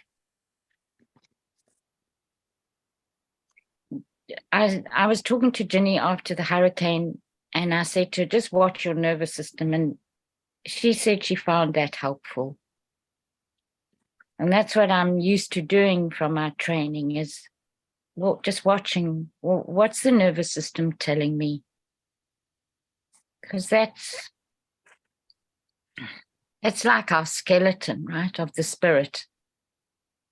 Our nervous system is our electrical, it's the structure for our electrical system. And it's also the structure for our vital force. So make that your Isla. Try that. And see if that helps a little bit. That's all you're looking for, just a little bit. Thank you, Alison. Yeah, I need that one. You're very welcome, Joe. And Joe, I just wanted to say, I posted in the chat, you are the epitome of love, and that's your superpower. When you come from your heart, which is who you are. And I see it in your videos. I see it in how you show up in life, how you parent your daughter, how you just love and express yourself, and you are love. Like that is who you are. And like your creation of the Lovolution, that says it all right there, doesn't it? You know, like that's like when you're in your head, maybe you forget that. And so it's like returning to your heart. That's where the gold is, you know, like that's breathing into your heart and just relaxing into your heart space is kind of like a rediscovering of who you are, and all the nonsense outside, all the stories, all the judgments, that just falls away when you're in your love space, which is who you are in your heart. And all the chatter, the mind chatter, it just kind of quiets down, and you find your focus again. You find who you are, and from that space is where you create.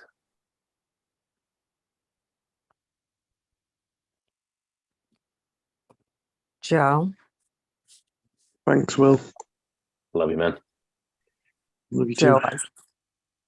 I greet you with love and I wrap you in it, but I do not withhold. So this is tough love, but love first and foremost and always. There's a saying, I will not be less for you to be more. I will not be less for you to be more. You shrinking in the presence of other people's radical expressions of who and what they think they are to be is not your responsibility. You are a predominant co-creator of your life, and everybody else has that right as well. You are not responsible for them. You cannot control them. You can let your body and your mind and your spirit be who you are, to stand in love. I repeat, you do not have to be less for other people to be more. The more of you that you are, the more of that will be attracted unto you.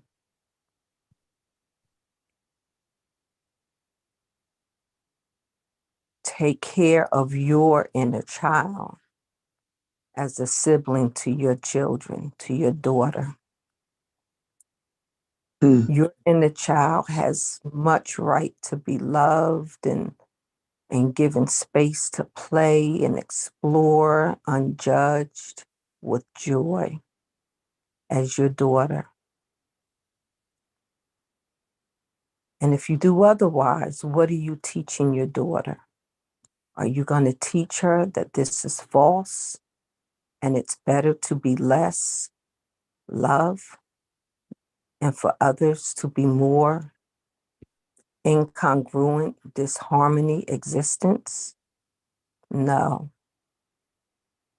Stand in love, be love, expand love, smile in love, share love, and anything else that does not magnetize to love, let it fall away.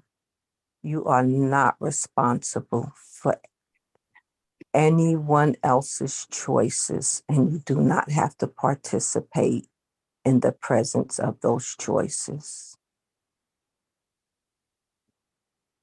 Stand in your love, not like anybody else's. It's beautiful, it's bright, it's unique, it nurtures. And they say the apple doesn't fall far from the tree. You will produce more of that and let other people do whatever they want to do. But you, my son, you be who you have been created to be. There's no denying. You are love.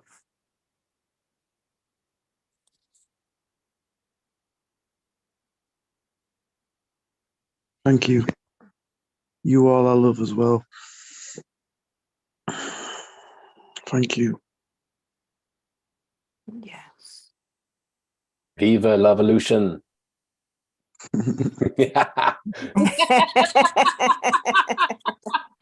This is when Will goes to station 41 and stirs up the music and everybody's dancing. Welcome to the happy carriage. Yeah, the one that gets me all the good claim right claims. Yeah. Celebrate good times. Come on. Dun, dun, dun, dun. Hey. We're on Joe's happy carriage. The apple trees. We're the apple trees. We're biting juicy fruit apple trees. Brave heart is happy cart, huh? Mhm. Thank you, guys. Thanks. It's been amazing. Thank you for loving me where I am, holding my space where I'm at, and thanks for hearing me and listening and just helping me with your big beautiful hearts. It's a privilege.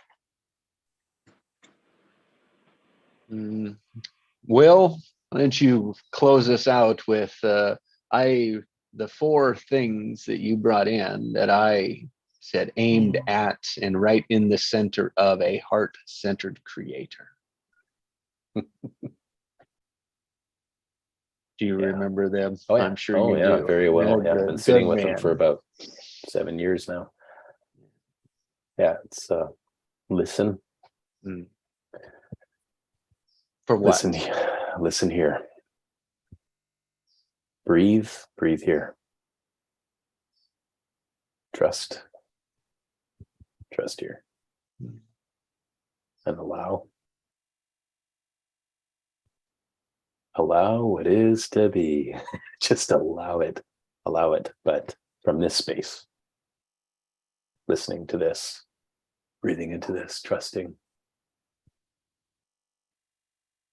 what's in my heart. And we all have that ability, that space, that opportunity in every moment of our day.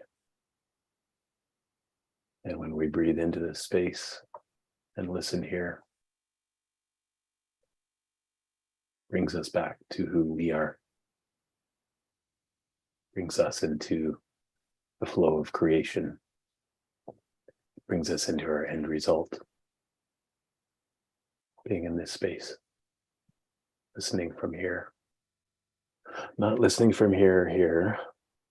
Not listening from here.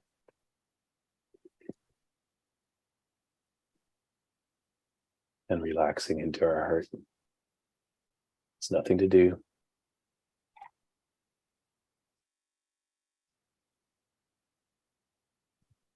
Just be.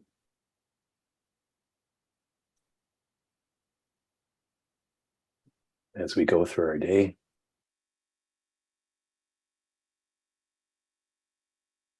we can anchor ourselves in our heart. We have the opportunity, if we choose, to be here and to remember to come back here and revisit. Not like it's some long lost place we haven't been for decades, but it's our gift, it's our privilege to be in this space because of these morning sessions that bring us back here, bring us home into who we really are. We are super conscious creator. And from this space, I welcome you home. And I welcome you to move through your day from this space, from this place.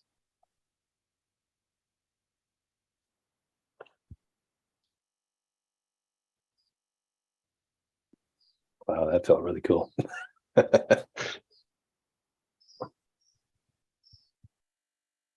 Thank you. Beautiful, brother. I wish I could say the same, man. I wish I could say it was any good. That just flowed out. Like I wasn't thinking. It was my heart speaking. Wow. Weehaw!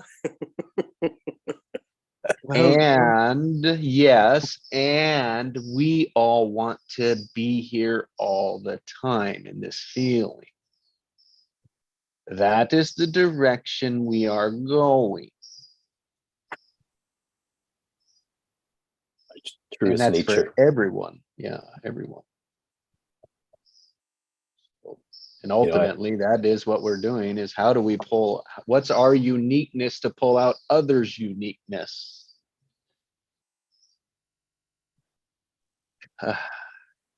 What a great session. What a great way to end it. I am complete on 2 levels. That was wonderful. Thank you, everybody. Yo, guys, I just want you to meet my mum, yeah? Hi, Mom. Hi, Mom. Hey, Mom. Hi, Mom. Nice to meet you. How are you? That's Beautiful. how many were there on there? There's a few. This is the queen. 9. Oh, right. This is the queen of the Lovolution. Yeah. Yeah, There you she go. is. Look Nice at to that meet you all. beautiful glow. Hey, Beautiful sure. glow. Oh, thank you. Mama love. Mama love. Mama love. The best love. Thank you guys There for you go, beautiful. Thank you, Jess. Thank you, everybody. Thank you for holding my space, and thanks for being there for me, guys. It means the world. So what's Joe creating today? Ooh, burps. That's from the gut. That's at least that's an old That was a pattern. That's an release. old pattern that's getting out of there. Woo! Awesome. Not that one, at least. Ginny, whatever the hell that was. A mask on the chin.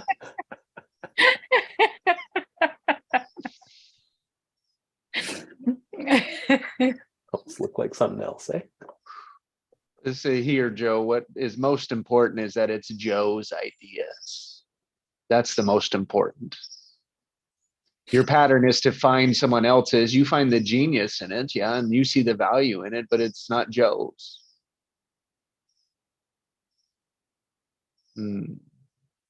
We all know when it's going to have your heart all over it, and we're just testing it out till we get there. We're all behind you, man. It's a journey of discovery. What do you think we're doing? I'm looking forward to just working with you guys, carrying on this work with you guys, and taking this to the people that need and want it.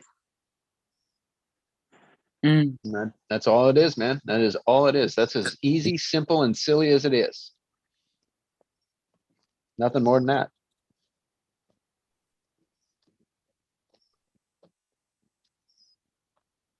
Bye, Lynn. Bye, Bye, Lynn. Lynn. Bye, Lynn. Hey, Bye, Joe. you. Hey, Joe. So just checking in with yesterday, getting into that whole marketing mindset, I realized, like, looking back, I muscle checked on what percentage I was in autopilot and victim mode and creator mode. That was probably the lowest I've been in creator mode in like over a month since we joined this morning session. I was in like 29% unconscious autopilot and 24% victim and 47% creator. I was in my head all day and I did not like it. It wasn't a pleasant experience. And so today, like returning to the heart, it's like being back in this space. Okay, now I can create. Yeah. There's just so much value in this space, you know. Honor the awareness that you've had over the last 24 hours. It's very important to honor that.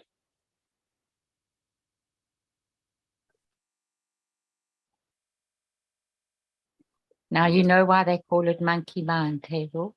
Yeah. Oh, it just takes you on like this Isn't that a good expression? never-ending merry-go-round of bullshit. Swinging from the tree, having the best time ever, but you're not. And I was aware of it. I was observing it, listening to it. It was like, yeah, I can't.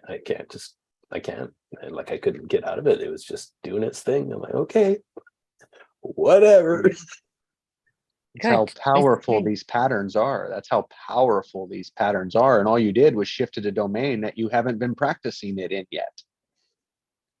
That is why this work is so difficult for people under pressures, society pressures, cultural pressures, financial pressures. That's why this is so difficult and why it's fought by design.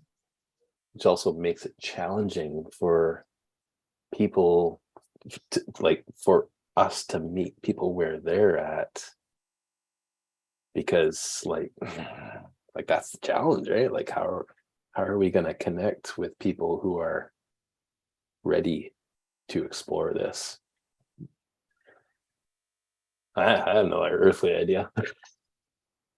Yeah. One thing about the how is the how will almost guarantee failure. So that's why, like what Jess was saying earlier on, that endpoint, what we're focusing on, that's our job, and it's the universe's job to figure out the how. So we just clear on what we want, what we're going to do, and yeah, the how will come to us in the right time. Stay here. Yeah. Not there. Yeah, we And just Will, have I to- got a question. Why do we have to? Why do we have to meet them to where we're at? Why is there our responsibility? Yeah, no, it's not, eh? That's not true. Right? And when we kind of free ourselves from thinking that way, then that's when we grow. We don't need to bring people on board with us, but just by raising our consciousness, it's raising their consciousness. So Yeah. Yes. We just have to be. The book says, let your light so shine. Just let your light get brighter and bigger and love more and experience more and explore more and be in wonderment more. We just we will attract those that are seeking. A lot of people that are seeking but not exercising the seeking because they don't know where to look. But when they see the light shine, they'll come. Another thing I'd like to add to that is a couple of years ago I did a live stream, and I was just getting into the mood before I went on, and I literally just said to the universe, I just set the intention, just send me one person that's gonna like get something from this, you know, like and someone that I can work with and, you know, do things with. And this guy ended up coming on, and I thought he was maybe in Europe and that, and he literally only lived about 20-30 miles away from me. And he came on the stream, and we just both hit it off instantaneously.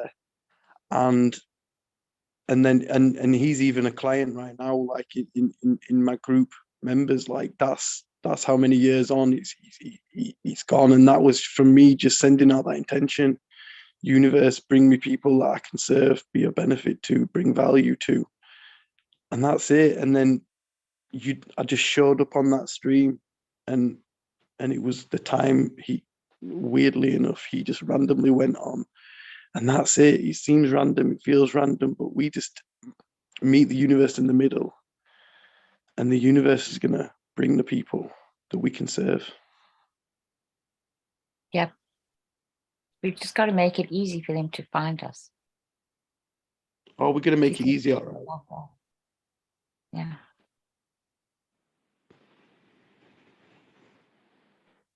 Joe, Yeah, did you we say know. make it easy on ourselves?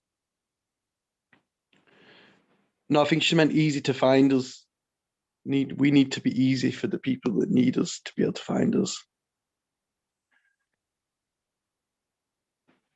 Oh, it's called SEO, a marketing term. Just sharing who we are in our language and our experience that will connect with the right people that connect with who we are. That's it. If you want to connect with people, that just go out and do what you love. Do you know what I mean? And the right people are going to come, and that's what we're doing. We're doing what we love, and the right people are going to come. That's it, eh? It's like heart-centered marketing. Love marketing. Be it.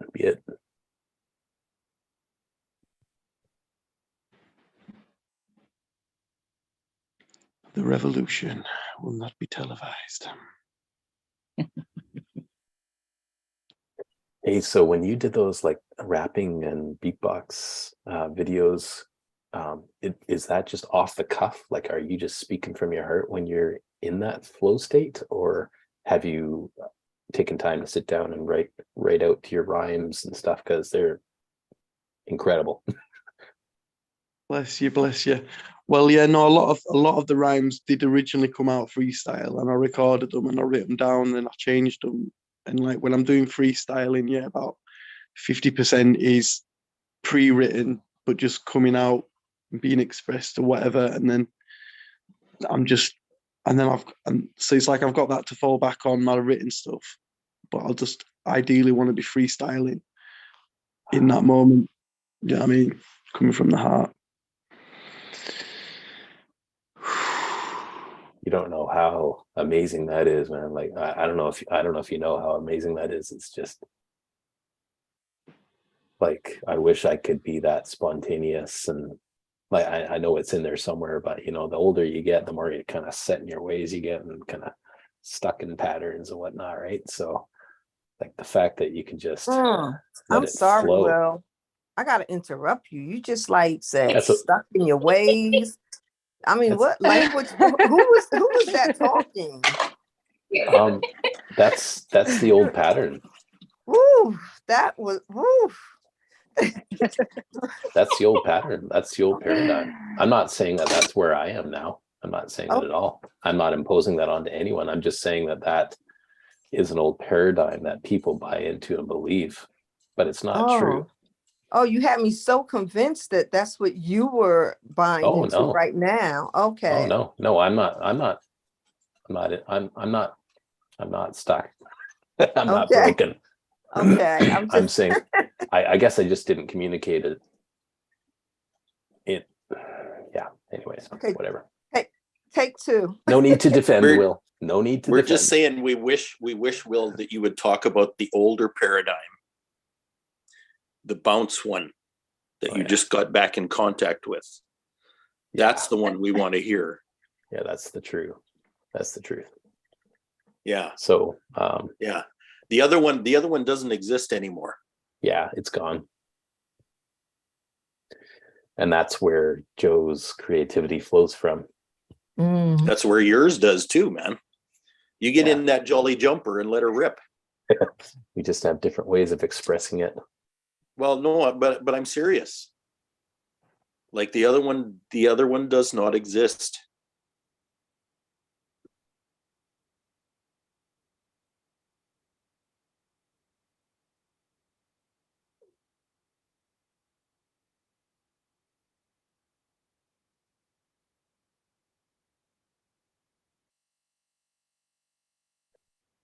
Let Oh, yeah, yourself it be does. washed Oh, by yeah, the it jolly does. jumper. Yeah.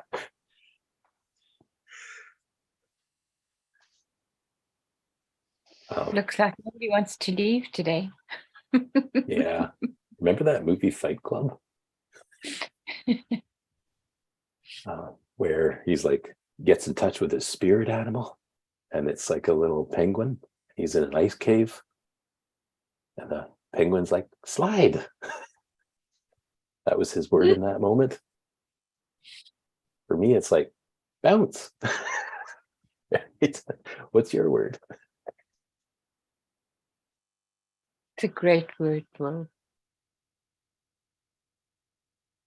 Mine's conductor. I love that thing that Jesse said to Ilo about being the trampoline.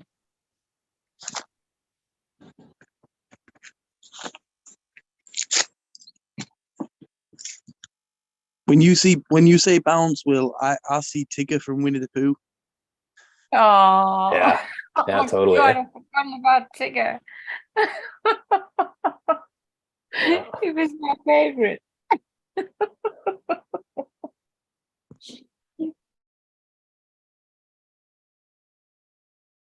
It's one of the best children's stories ever, you know, Winnie the Pooh. It's so divine.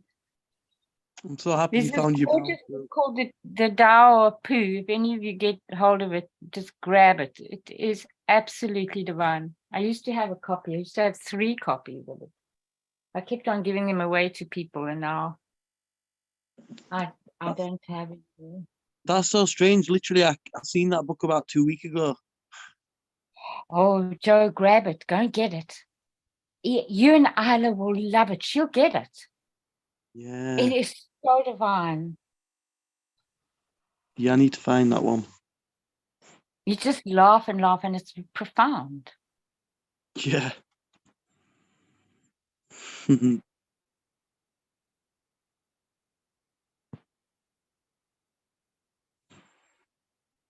Oh, Ginny, you make me laugh.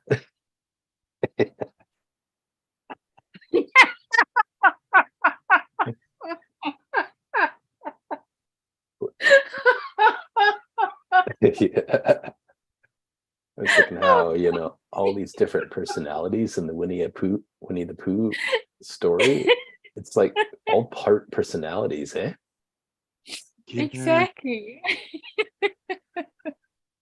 It's not No, who they really no. are. It's just an aspect that's been created. Okay, guys, I better get off my bum and get going with my day. Thank you so much, everybody. It was really such a beautiful time again this morning. Bye. Thanks for showing up. I also Thank you, Allison. You're welcome. Thank you, Craig. Bye, Jess. We love you.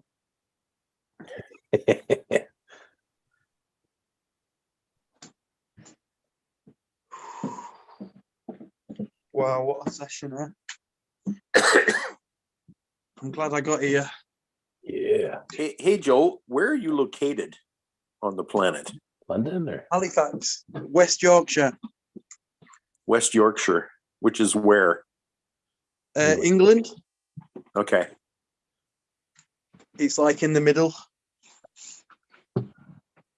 On the way to Liverpool?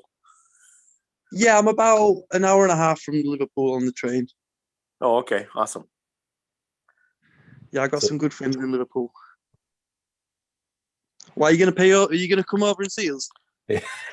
Well, you know, I've been meaning for a very, very long time to get back to Ireland. Oh well, perfect. You can go see Lynn, and then you can come see me. Yeah, I have roots in Northern Ireland around what's the county? County Loeirn, I think it is. Ah. Well, we'd love Or to see you. Drummondure County, I think. I don't know Ireland too well. I'm sure Lynn probably would know. But yeah, if you're not coming here, I'll be coming to you. across the pond. Oh, yeah. Well, Craig can come here and then you can come to us, Joe. Okay, All right, awesome. yeah, we'll meet in the middle. Where are you, Lynn? I'm Galway. I'm the west of Ireland. The West. Coast. Yeah. The west with all the beautiful, amazing, powerful, genius weather Yeah. that I'm going yeah. to embrace now. Yeah, beautiful. exactly. Yeah. Love it. So is it So- 3:30 there, Joe? Yes, we're on the same time zone. Oh, you're on the same time zone. Okay. Yeah. Yeah. Yeah. All of Ireland and the UK have the same time zone, guys. I know that's not common knowledge, to my surprise, Okay. but that's how small we are. I know it's not got to do with size, really, to be honest. It's got to do with where you are in the equator, but there you go. Yeah. Because you have a all summertime, the same. don't you? Yeah, a summertime time change. Yeah, we do. Yeah, that's weird. Yeah, we love being weird. got I'm sure that's Irish. Yeah, embrace your weirdness. Yeah. Exactly. As they said in the commitments, the Irish are the blacks of Europe. Oh. I forgot that one. I love you too, man.